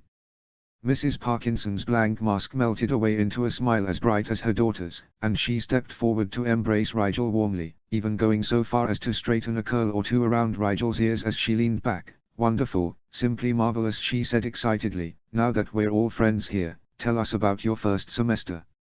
I know Narcissa and I are dying to hear about all your adventures." "What makes you think we had any adventures to speak of?" Pansy asked innocently. "Oh, yes, why ever would we imagine that our children, along with the son of Sirius Black, would be involved in anything that could be considered exciting or dangerous?" Mrs. Parkinson shared a knowing look with Narcissa. "Come, Draco, your letters have been unusually vague of late." The blonde woman smiled teasingly. "You wouldn't want your parents to think you were hiding anything, would you?" Draco and Pansy sent Rigel uncomfortable looks, and Rigel suddenly realized that for all Draco's claims that he would be using their friendship to spy on her, neither he nor Pansy had told their parents about any of the interesting things that had happened over the semester in order to protect her privacy. She was honored that they considered her friendship so highly, and so to repay them she would remove them from the position of having to lie to their parents. No child should have to keep secrets from a parent, she knew from experience. "I'm afraid that's entirely my fault," my ladies. Rigel turned to smile self-deprecatingly at the adults, but from the glint in Malfoy Sr.'s eye and the slight lifting of Parkinson's brow she knew they had witnessed the silent exchange among the 3 first years. Oh. Mrs. Parkinson laughed, a light, tinkling sound that Rigel didn't doubt was entirely natural for her. When the son of Sirius Black claims the blame for something, I am sure it must be quite a tale. It is nothing so entertaining, Mrs. Parkinson. Rigel demurred. Please, I am Rose, she said, foggy eyes mischievous, and I think perhaps you overestimate the bar at which something becomes amusing to us old-timers. We need all the entertainment we can get, you know, and I think we are well prepared to handle it. For shame, Rigel said, dismayed. What cad has put such ideas of aged dotage into so fine a queen's royal head? I admit I was hesitant to burden so lovely a heart with darker tidings, but I will of course defer to the goddess' command. Darker tidings. How ominous of you. Rigel Narcissa lifted a corner of her regal mouth to invite continuance, but surely it could not be so terrible if we parents had not been sent word of it. Indeed, not even your esteemed headmaster would keep news of a child's well-being from his family. Mr. Malfoy's eyes hardened slightly, and Rigel had to think fast to avoid that particular pit snare. The good headmaster would surely be loath to trouble you with news unrelated to your own son, Rigel suggested. The more exciting events of the past semester have left Draco and Pansy completely unscathed, this I can assure you. And was your family equally assured of your own good health? Rose pressed, her misty eyes inexplicably piercing. My father was of course kept abreast of all happenings, Rigel said evenly. He will be honored to know of your consideration. Draco eyed Rigel disapprovingly, but wouldn't outright say that she was being deliberately obtuse. Pansy's father had no such qualms. Her consideration was for you, Mr. Black, not your father. Mr. Parkinson said sharply. As Pansy's friend, you must know that what is in your best interests is in our daughter's best interests. If you've been involved in something that could even potentially have ramifications on our daughter's life, it is your responsibility to make her family aware of it, that they may better protect her. The same applies to your friend Draco, as well. Father, it isn't Rigel's fault, Pansy protested. Cassius Rose added in a low voice, gently admonishing her husband. No, he's right. Rigel nodded her head respectfully toward Pansy's father. It was unforgivably selfish of me to entertain the conceit that my troubles do not affect those around me. I'm certain this is just a case of much ado about nothing, Narcissa said lightly. What kind of politically charged intrigues are you imagining to have occurred in a schoolyard, Cassius? One can never be too careful with one's children, Mr. Parkinson said, and if Mr. Black has no qualms, I would rest easier knowing the full story behind my daughter's cryptic letters this semester. I admit to some interest in this as well, Mr. Malfoy said, his face giving nothing away. Severus has made some rather infuriatingly offhand references to events around Halloween that I cannot begin to guess at, and your name was thrown in amongst them, Mr. Black. Rigel glanced at her friends, both of whom nodded seriously to show they would support her telling their parents. It begins and ends with Lee Jordan, Mr. Malfoy, Rigel said. As a member of the Board of Governors, you were no doubt made aware of his withdrawal. His family has transferred him to Beauxbatons. Yes, Malfoy frowned. No reason was cited, though the headmaster did not seem overly keen on asking questions. In truth, it was closer to an unofficial expulsion, Draco clarified, wincing slightly at the look his father gave him. There would be words when they got home about the family's position of superiority where loyalties conflicted. There hasn't been a student expelled from Hogwarts in 50 years, and the last time it happened a student was killed. Mr. Parkinson said, his mouth a severe line. No one died, Pansy reassured her father quickly. It was a matter of honor. Staying meant disgrace to Jordan's family and the possibility of criminal charges. What did he do? Rose asked quietly, and how is Rigel involved? Rigel didn't miss the transition to her first name, but she didn't comment on it. Instead, she explained as shortly as she could, Lee Jordan didn't care much for my father, and I'm afraid that enmity was transferred to me. Unfortunately, he took his dislike too far, and his actions caused enough harm that his continued presence in the school was considered unsafe. He didn't get near Pansy or Draco, she added, and now that he has transferred the matter is satisfactorily resolved. Draco and Pansy emitted identical scoffs of righteous indignation, and Rigel smiled wryly at them. They were just so similar, though in cases where they ganged up against her it was somewhat less endearing. He nearly killed you, Rigel, Draco said softly. He was attempting nothing of the kind, Rigel said firmly. Oh, yes, because permanent disfigurement isn't at all a cause for alarm, Pansy sniffed. I was talking about when you fell down 3 flights of stairs. Draco was glaring fiercely at her now for treating everything so unconcernedly, and perhaps you've forgotten the night you almost drank acid because of that. Acid. Narcissa's hand flew to her husband's elbow, where he gripped it steadily. That must have been what Severus was speaking of, Malfoy said thoughtfully, eyes glittering with something Rigel couldn't define. He asked me to put an ear to the ground for any UN-reclaimed shipments of those joke tablets Jordan was written up for. The ones that didn't have the proper anti-amending charms on them. Mr. Parkinson asked, dangerous things. I suppose Jordan's son managed to smuggle some into Hogwarts. Not only that, Pansy put in angrily, he slipped one that was modified to turn solutions to highly corrosive acid into Rigel's pumpkin juice. All 4 parents looked deadly in that moment. So it could have been any of you, Parkinson said darkly, pinning Rigel with a half-accusing stare. What if Pansy or Draco had drank from the wrong cup? I think you'd best explain everything. Rigel sighed inwardly. Perhaps Draco and Pansy can explain everything once you are comfortably at home, she said. It is a rather long story, and I had hoped our first meeting would be entirely pleasant. Yes, let's talk about something else, dear Rose said brightly. We'll speak of sad thing when we must, but I heard that young Mr. Malfoy made the Quidditch team this year, and I'd much rather hear about that. Only the reserve team, Draco said, smiling proudly nonetheless. In a few years I'll be Slytherin's starting seeker, though. Mr. Parkinson looked like he wanted to protest the change in conversation, but one glance at his wife had him pursing his lips and playing along. Your father played himself when he was at school, didn't you, Lucius? Chaser Lucius agreed. It was the only way I could capture this lovely creature's attention. He smiled charmingly down at his wife, who blinked up at him as if to say, it was no more than I deserve. The group chuckled easily at the pair, and the conversation became smoother from there. What about you, Rigel? Rose asked, did you try for the team? No, my lady, Rigel said, I prefer to focus my energies elsewhere. But you had a broken wrist this year, Draco said reasonably. If you can stay on a broom with one hand, you're not a half-bad flyer. Indeed, I was under the impression that you were an avid Quidditch fan. Mr. Black Parkinson adjusted his glasses and Rigel tried to think how he might have gotten that impression. It was true that Archie loved Quidditch, though he much preferred watching to actually playing, unlike Rigel, who loved playing more, but no one outside the family really knew anything about Archie, except. Are you perchance familiar with the Flint family? She guessed. Flint was at school with us, Parkinson confirmed, his face revealing neither fondness nor hostility toward the man. Rose and I happened upon he and his son at the Quidditch World Cup 5 years ago, and they mentioned you. I believe young Marcus Flint told us in no uncertain terms that he was saving the seat next to him for his friend Archie, even though he wasn't actually coming. Rose smiled fondly, such a sweet boy. Draco lifted his brows in patent disbelief, no doubt thinking that nothing was sweet about Captain Marcus Flint. Rigel remembered that year all too well. Archie and she were 6, and he had gotten a seat in one of the highest boxes in the stadium. Rigel had never wondered how he'd gotten it, but now she knew the Flints must have had an extra and invited Archie, who they already knew from the Wasp games, to join them.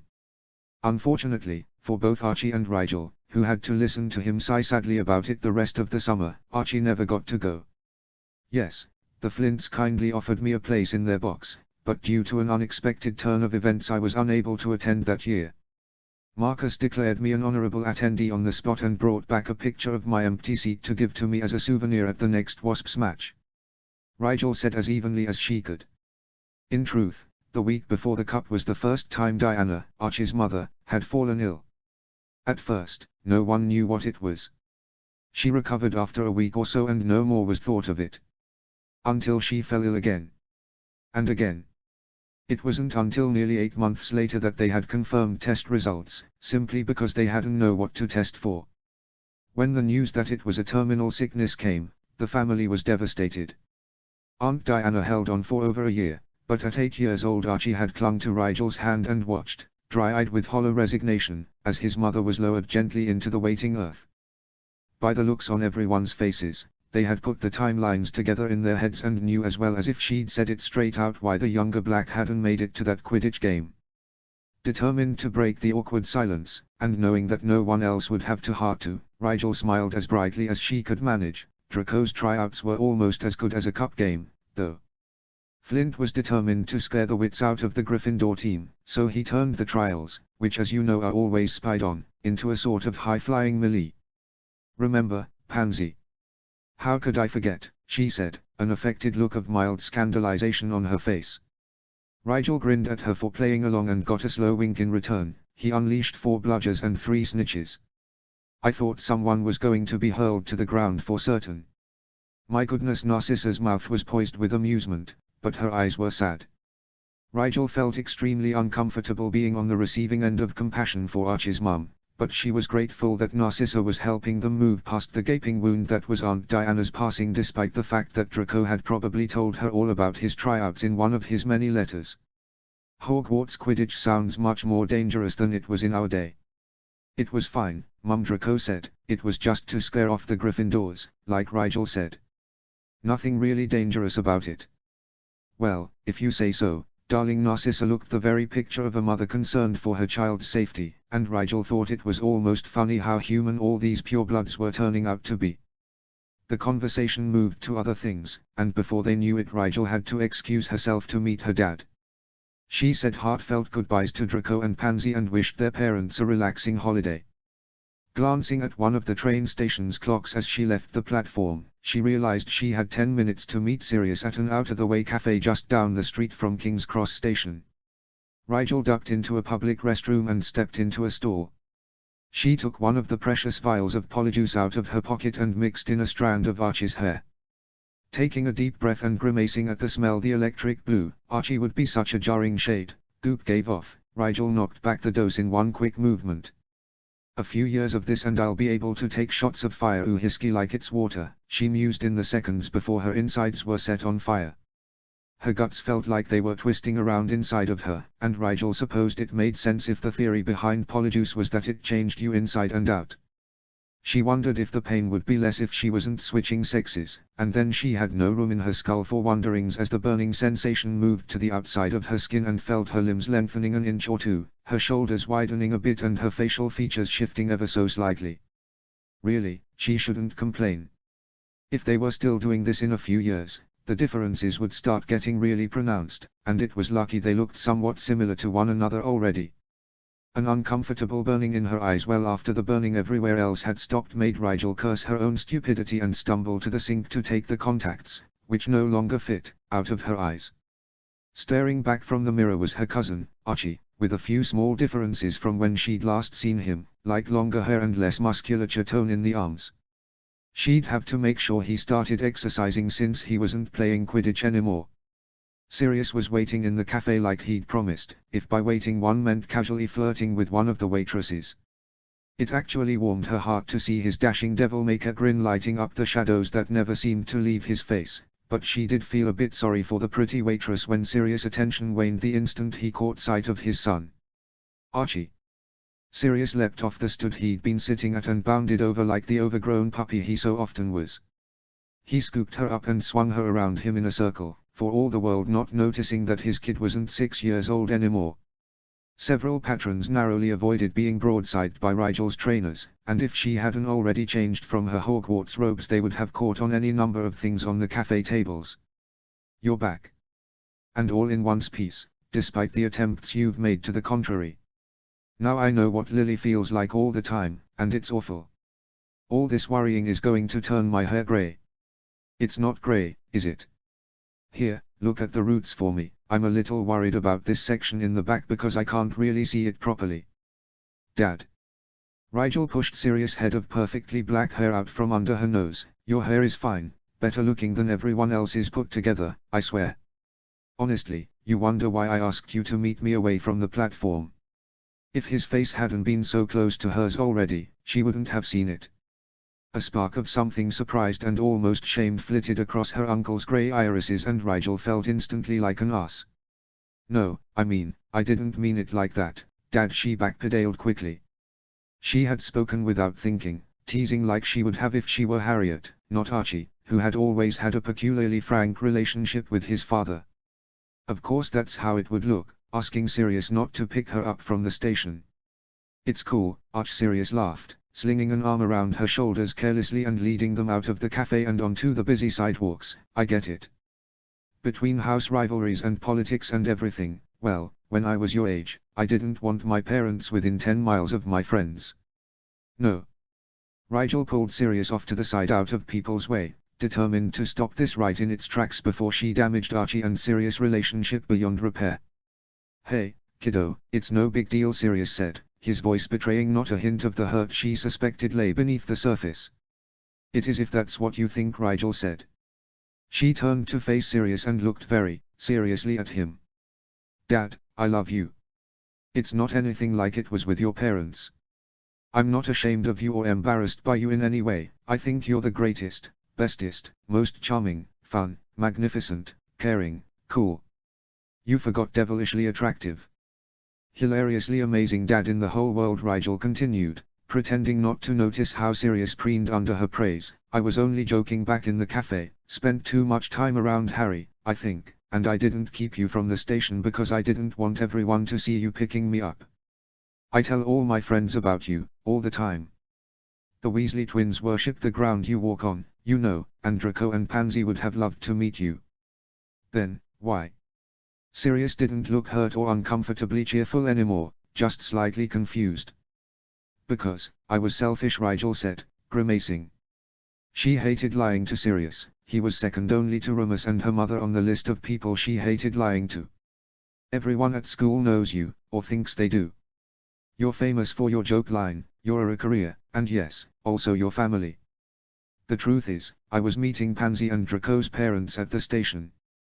I wanted to make a good impression, and I'm not saying I don't think you'd give a good impression, because you would, Dad, but I wanted to make a good impression on my own, you know.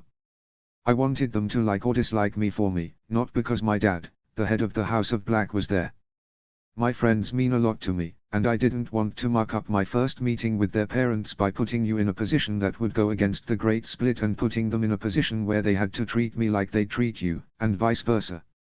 Oh, Sirius put his hands on his hips and tapped his fingers against his denim-clad waist restlessly like he always did when he thought hard about something. Okay, I can understand that.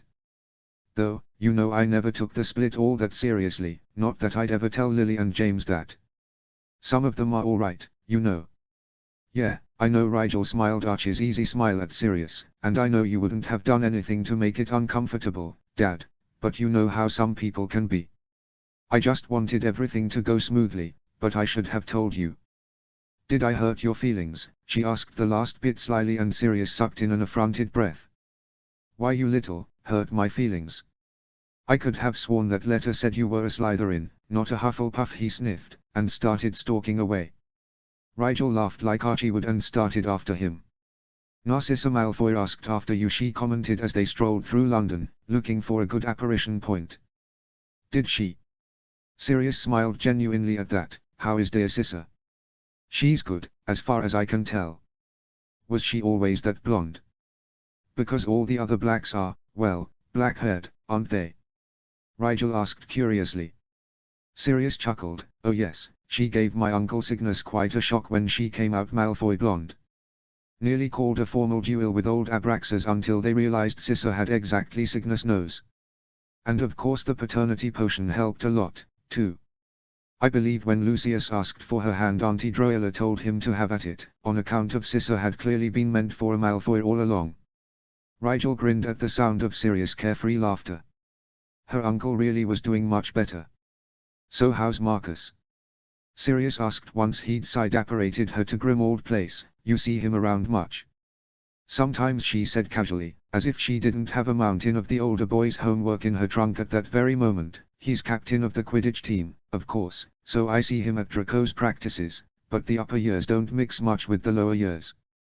Yeah, especially in Slytherin, Sirius said, a far-off look in his eyes. I remember Regulus going on and on about what an honor it was to be asked to sit with the Lestrange brothers on their side of the house table when he was only a third year. Rigel said nothing, knowing that Regulus was an uncomfortable subject for Sirius. She'd only seen Sirius's brother once, at Aunt Diana's funeral, but she knew he'd joined the cow party while still in school and severed almost all ties with Sirius as a result. But it's good he's well, Sirius went on. They were shedding their coats and scarves in the entryway now, and Rigel sneaked another dose of polyjuice while Sirius was struggling with his boots. It's best if he gets away from that house of his for the school year. He doesn't come home for breaks, does he? No, Rigel said, remembering Flint signing up for the staying roster. Good. Sirius kicked his boots off to the side and then stood back and gestured to the hallway. So, what do you think? Rigel glanced up from fishing her tiny trunk out of her pocket and her jaw dropped. I thought Remus was kidding. I thought you were kidding. Course not. Sirius gave her a look that said she clearly should have known him better, and she noticed he was positively wriggling with delight. Your sorting opened up a world of decorating possibilities heretofore unexplored, so we just went to town. Do you like it? Feel right at home? The hallway where the heads of house elves once hung looked like it had been a victim of a sudden tinsel storm. It hung like silver and green moss from the torch brackets, the chandeliers, the banisters, the door frames, and it was strewn about the carpet like a sparkly grass meadow welcoming them into some sort of Slytherin-inspired funhouse that any real Slytherin would be appalled at.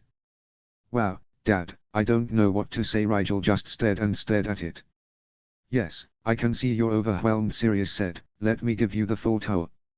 He showed her the parlor, with its green brocade couches and tapestries so silver they were practically mirrors. They saw the kitchen with its new silver dishes, to replace the gold ones they'd been eating off of before, and the little snake salt and pepper shakers that hissed when you shook them. The library had been painted in electric green and metallic silver stripes, and Rigel made a mental note not to spend too long in that particular room if she didn't want her vision to get any worse.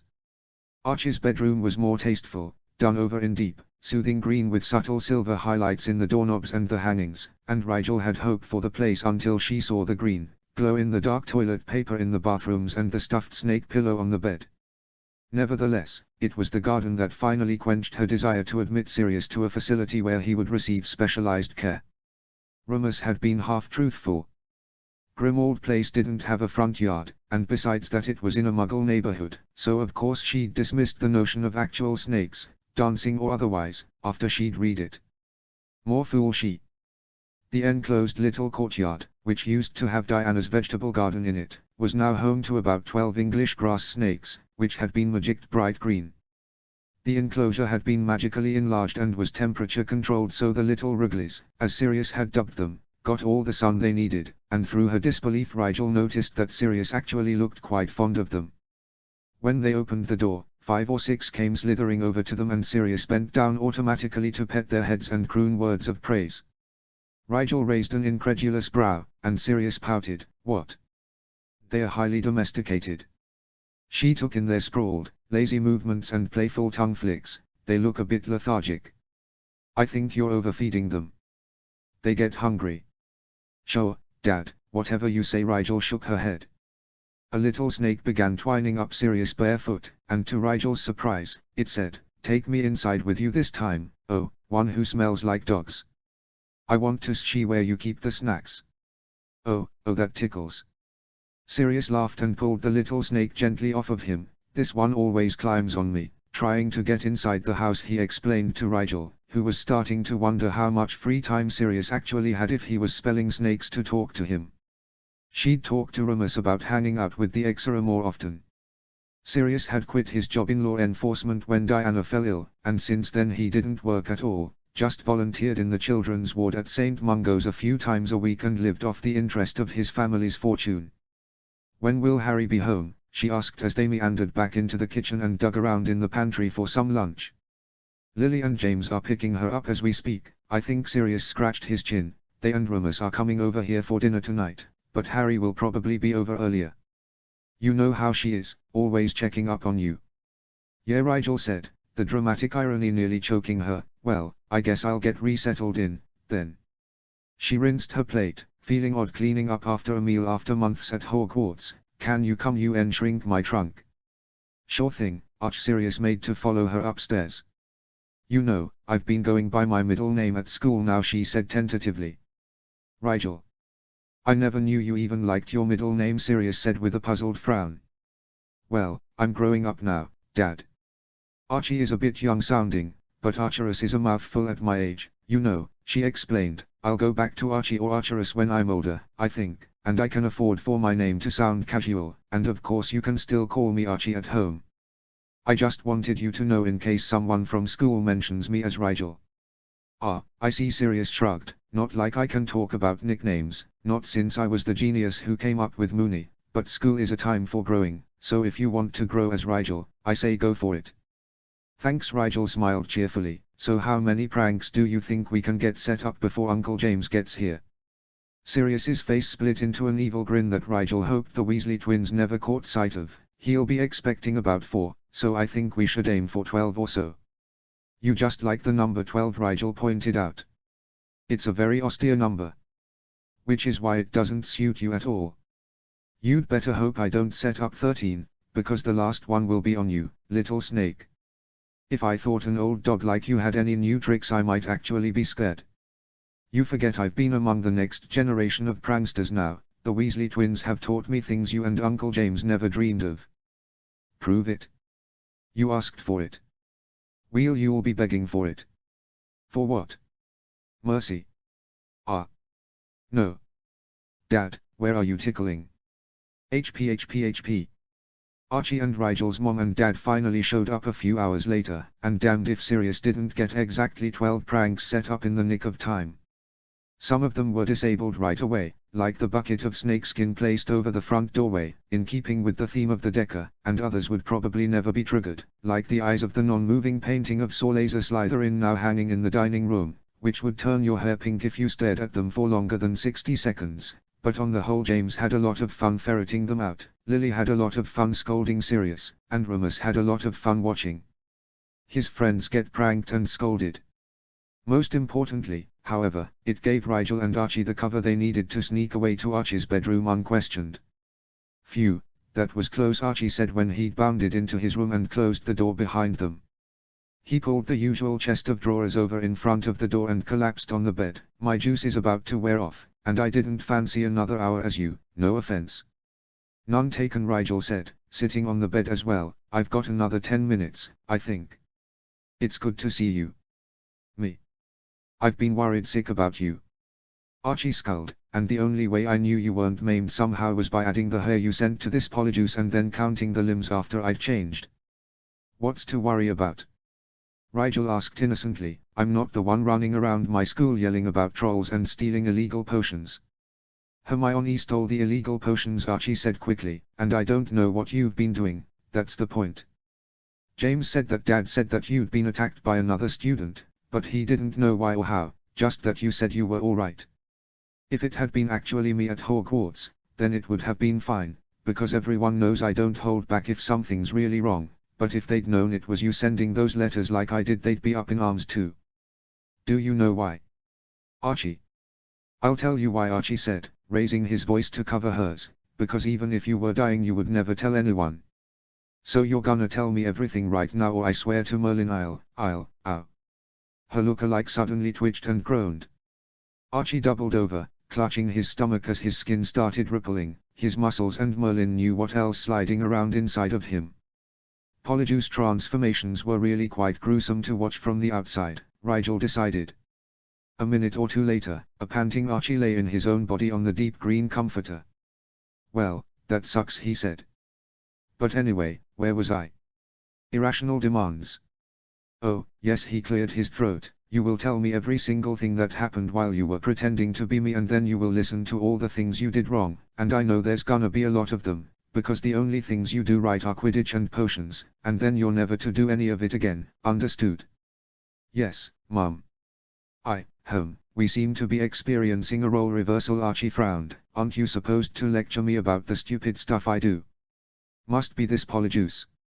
It's making me confused. Hurry and change so we can talk properly. Rigel rolled her eyes, but a few minutes later she felt her insides squirm and her skin start to burn. When she was herself again, she and Archie turned their backs and switched clothes. She looked over herself in the mirror and sighed happily. She had her favorite blue sweater on and a pair of jeans that were slightly feminine in cut, and she felt true freedom for the first time in months. I never knew how much I liked being me, she said reverently, accepting her glasses almost gleefully and perching them smartly on her nose where they belonged. I feel you. Archie was stretching his newly acquired limbs. Even though all I changed was my name, I still feel much lighter now that I'm Archie again. I guess that makes me Harry again, she smiled. Yes. Harry. Perfect.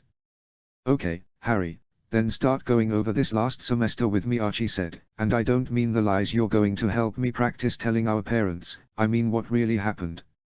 Harriet sighed, but she started at the beginning, knowing that unless Archie knew everything that transpired when she was him and vice versa, they might get their stories mixed up one day, which would be catastrophic. When she was finished, Archie blinked several times, then said, "That is so wicked." What? Harry stared at him in complete bemusement. Oh, not the part where you almost get your hands paralyzed, that part stinks, but your magic is so cool. It's like you have this power in you. It just whipped out and disintegrated that bug thing, Archie said excitedly, and the part where your stubbed toe healed over automatically. If my magic did that, I could save anyone I wanted just by wishing for it. Archie, it's not a comic book. Harriet frowned. This is my life, and power like this is dangerous. Only to people who try to hurt you, Archie argued. You can't honestly think it would turn on you. What's to stop it? She asked. What if I got so embarrassed one day I wished I could disappear, and then I did? What if I was mad at you, and my magic lashed out? Don't you see? People shouldn't always get whatever they want or even what they need, because those wants and needs conflict with other people's wants and needs, and in the end it isn't fairness or justice that decides, but strength. So what? Archie shrugged. You're acting like this power was given to Grindelwald, but it belongs to you. Exactly. Exactly, Archie said. Harry, you're the most cool, collected, level-headed, fair. Don't forget honest, she put in wryly. Just, kind-hearted, no, don't snort at me, hard-working, deserving person I've ever met, and if you reach the point that your magic lashes out at someone, you can bet they are gonna deserve it. Look at Lee. Before that it never hurt anyone. Archie put a hand over her mouth to quiet her, his grey eyes perfectly serious. Even when we were kids, and you used to freak out on the rare occasion that you did accidental magic, I never saw what the big deal was. You were scared it was violent and would hurt someone, but it never did. It's because deep down your magic wouldn't do something abhorrent to you, because it's a part of you. You can't know that, she said quietly beneath his hand. I can think it, he laughed as he wiped his hand on the bed covers, and I certainly believe it. You're a good person, Harry, so of course your magic is going to do good things. Harry thought of Snape's wooden chair bursting into a shower of needles, then she thought about Mr. and Mrs. Malfoy, and where the line between good and not good could be drawn, and she didn't think it would really be that simple. But to Archie, life really was that simple, so because she couldn't bear to spoil it for him, she changed the subject. She had a lot to think about, but thinking about things wasn't something she did very well. Maybe her magic was mostly benign, but the point was that it was far too independent. It was beyond her conscious control, and that meant it was beyond the bounds of traditional morality that most witches and wizards adhered to for convention's sake. The only thing keeping the people close to her safe from her magic, it seemed to Harry, was her own inner moral compass, which, like every human being's, could swing wildly out of sync the moment her emotions or desires diverged from her rational constraints. It was dangerous, and like all dangerous things, needed to be monitored. But how could she monitor her own unconscious? You can't help the things you desire, can you? Archie told her all about his year, the training he'd gotten in his basic healing classes, and his friend Hermione, of whom she was expected to speak fondly. She learned the names of his teachers, some key classmates in the healing tract, and in turn she told him major characteristics of Pansy and Draco, Fred and George, Ron and Neville, and of course her work with Professor Snape, though she wasn't sure if they'd be telling Sirius and James about that just yet. When they thought they were ready to face their parents again, they headed downstairs. "There you two are," Lily said when they found the adults lounging in the kitchen, probably because it was the room with the least garish color scheme. "Hi, Mum." Harry smiled happily up at the red-haired woman and stepped forward to give her a rare hug. Lily gave her a strange look, but hugged her back briefly. Hello darling. My, 2 hugs in one day, you must have missed me more than you let on," she teased. Harry smiled sheepishly at her mother, but inside she was wincing. Of course Harry already hugged her mum at the airport. She berated herself for thinking she could relax now that she was herself again. This was the most crucial stage. This is where the two lives overlapped, with the people who knew them best, and where they had to explain away any discrepancies. She had to keep her wits. "Archie, come here, I barely got to see you before you ran off upstairs," Lily said, hugging Archie warmly. "Harry, aren't you going to give your uncle a proper hello?" Harry felt extremely foolish for going over and hugging Sirius as if it were the first time she was seeing him that day, but she greeted him in her usual manner, and she barely stopped herself from hugging her father and Remus in the same way. She promised herself to subtly work one in later to make herself feel better. She could tell Archie was itching to pounce on his dad, too, but he just grimaced slightly at her, so she sent him a commiserating smile. As usual, Lily and Sirius cooked dinner. Those two, who so seldom agreed on anything, were like well-oiled clockwork in the kitchen. When Lily chopped, Sirius stirred. When Sirius put something in the oven, Lily set the timer. Even more amazing than the way they worked together was the way the food tasted when they worked together. It was like adding Lily's cooking to Sirius's cooking and multiplying by a factor of 10. Small wonder the families ate together as often as they did apart. Dinner conversation should have been easy. They should have been able to fall back into old patterns and jokes as if they'd never been away. And it was, and they could, and yet. "So, how do you like Hogwarts?" A swift kick from Archie under the table kept Harry from answering automatically. "It's great," Archie said enthusiastically. "The castle is grand, and I've made loads of friends, and the classes are actually kind of fun." "So who've you pranked so far?" James asked eagerly, seemingly oblivious to his wife's eye roll. "Well, Archie shot her, and now what?" "Look. You haven't pranked anyone yet." Sirius looked scandalized, and was sending embarrassed glances at his friends, prompting another eye roll from Lily. "Give him a break," Harry said. "You guys were groundbreakers, but it's hard to get in on the bottom floor when there's a tradition in place." "Yeah," Archie smiled secretively at Harry. "I was involved in a lot of pranks, like fireworks set off in the Hufflepuff pumpkins, but I've been holding back on doing anything all on my own. I did start a pranking war between Slytherin and Gryffindor, so I've got a pretty idea of what the top players are capable of. Soon I can start on my own stuff." "Good idea, getting a handle on the competition first," James said slowly. "And without making yourself seem like a threat," Remus added thoughtfully. "If you come off as a joiner instead of a doer, they'll underestimate you." "Oh ho, how did we end up with such smart kids, Prongs?" Sirius reached over to clap Archie on the back. "You had good taste in women," Remus said dryly. "It's true," James sighed. "Merlin knows all of Harry's brains come from her mother." "Good thing, too," Lily smirked. "How are healing classes, Harry?" "I was a bit surprised you went that route."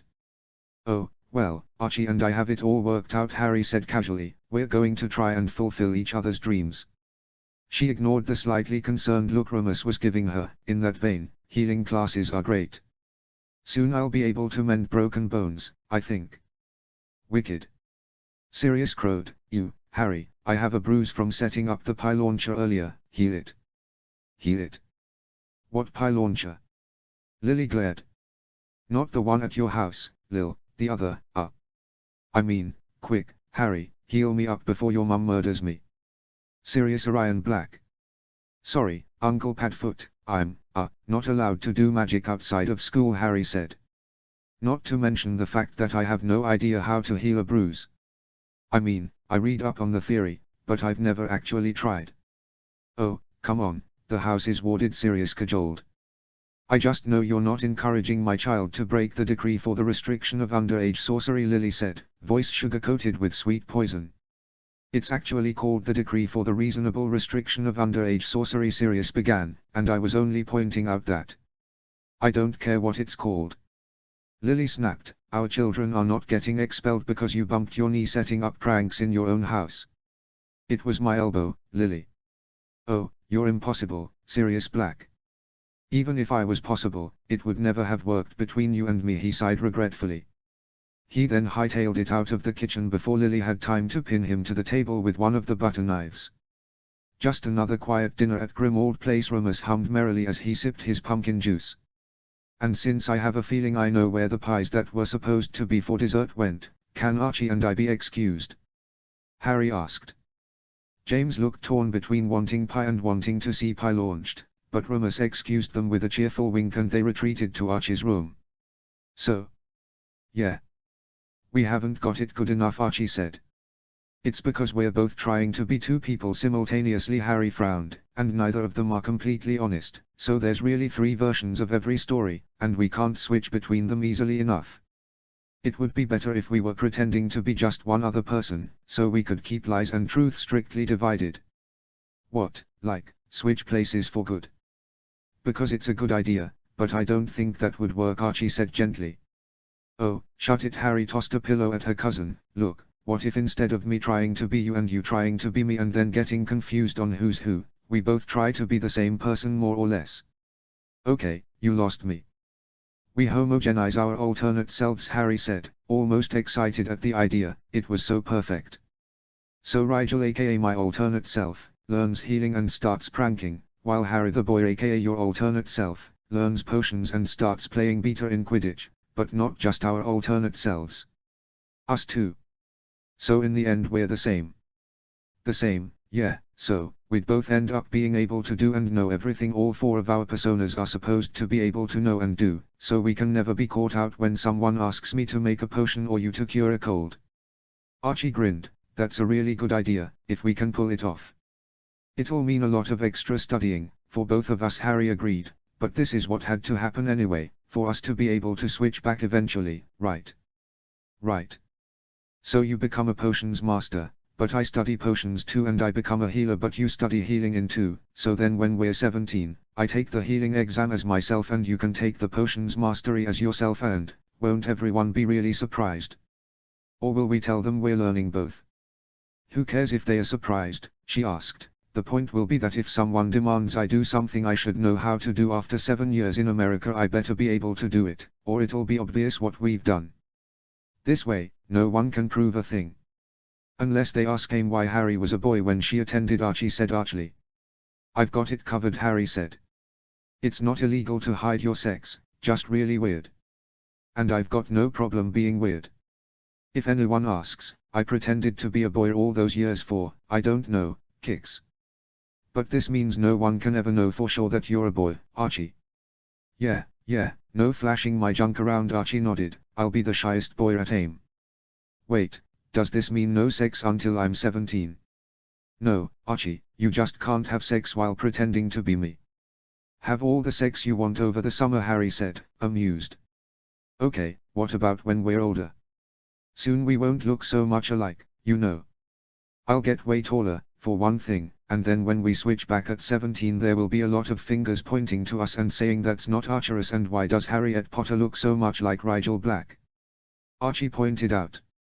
I'm working on that, too, Harry said. I'm going to try and come up with a variation on Polyjuice that will get us through the last few years of school, but it's still in the conception stage. Just don't worry about it for now, okay? Okay, I trust you, Archie shrugged, and if worst comes to worst we can both pretend to decide to get sex changes when we turn 17. That's sure to be a crowd pleaser. Harry laughed. You first, Miss Black. No, I quite insist, Mr. Potter. So, getting back on topic, we're going to have to spend as much time as possible studying together, Harry said. We'll construct a syllabus for all the Hogwarts and AIM classes we're taking and then switch.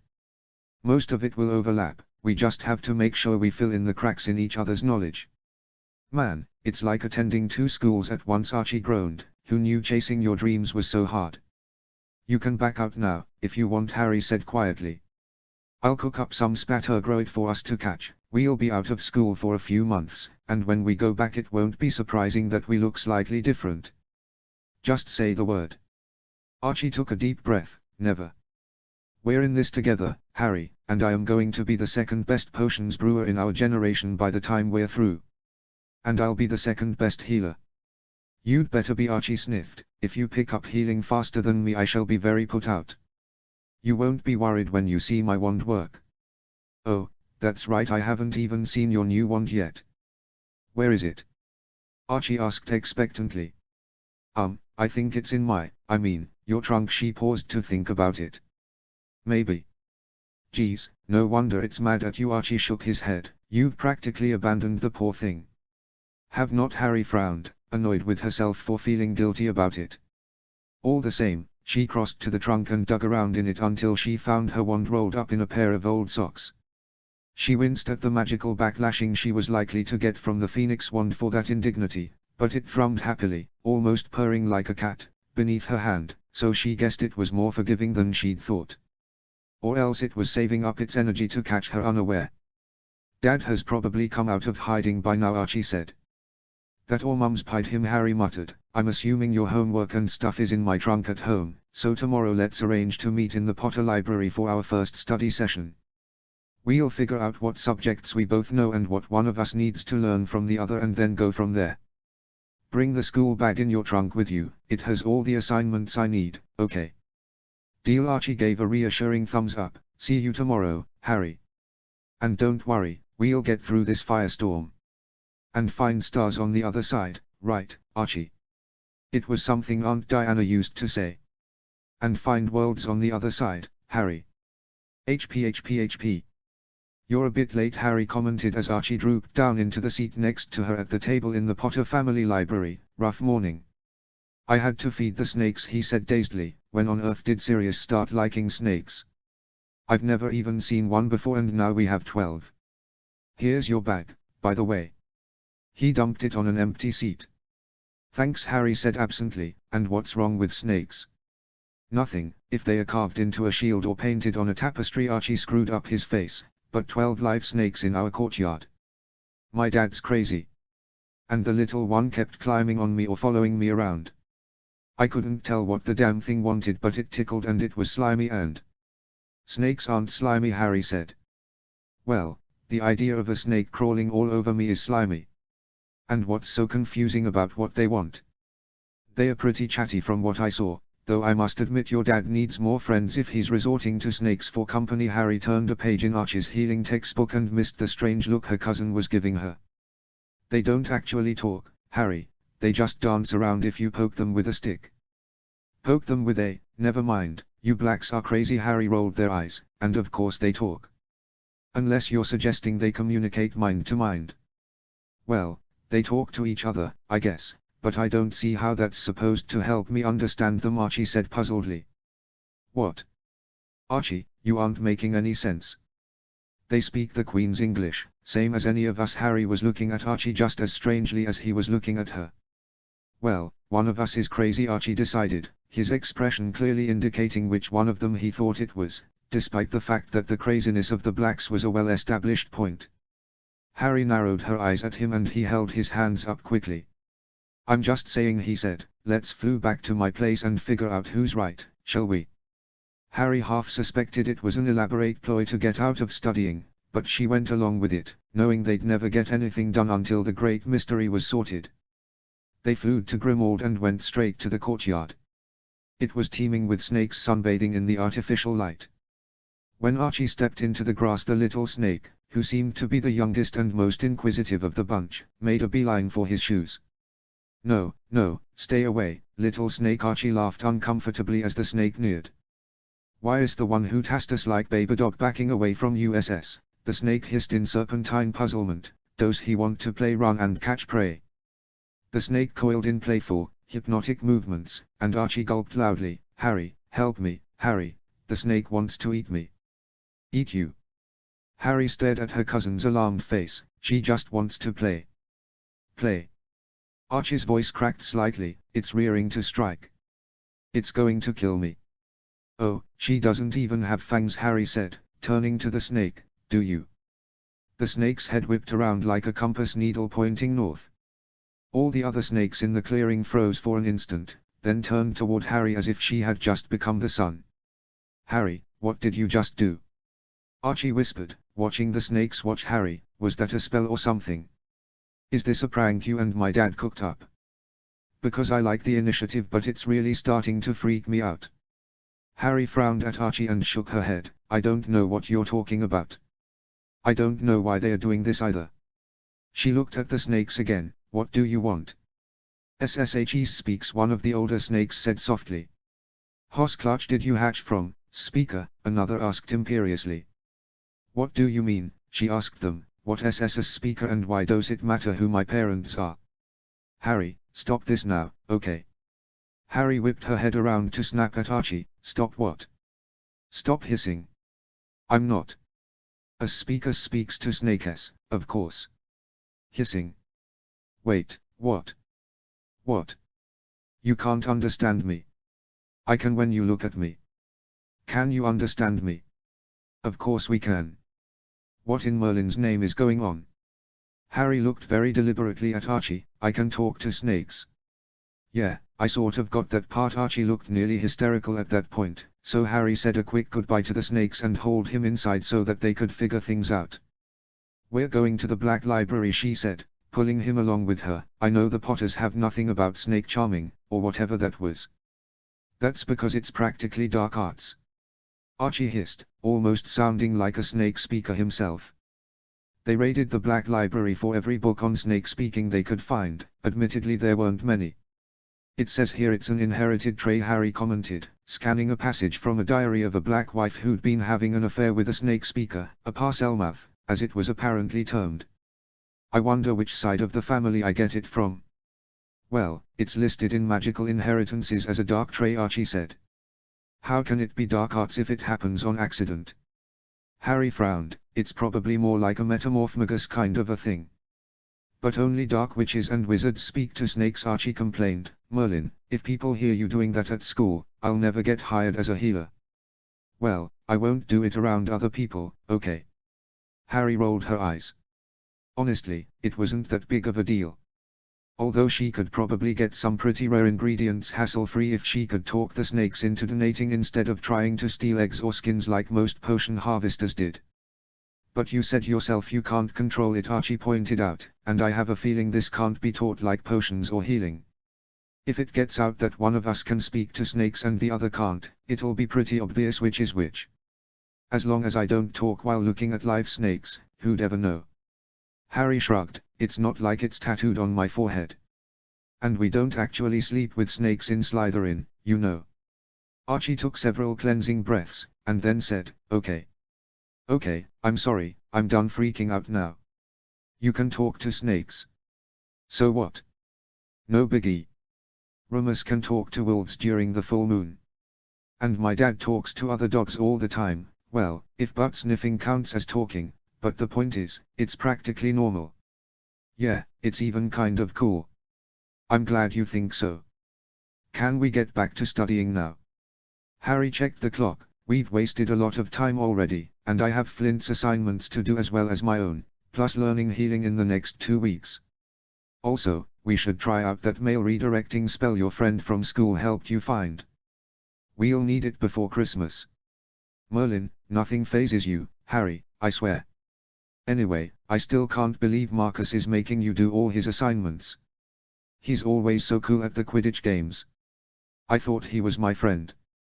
He is your friend, Harry said, just not mine.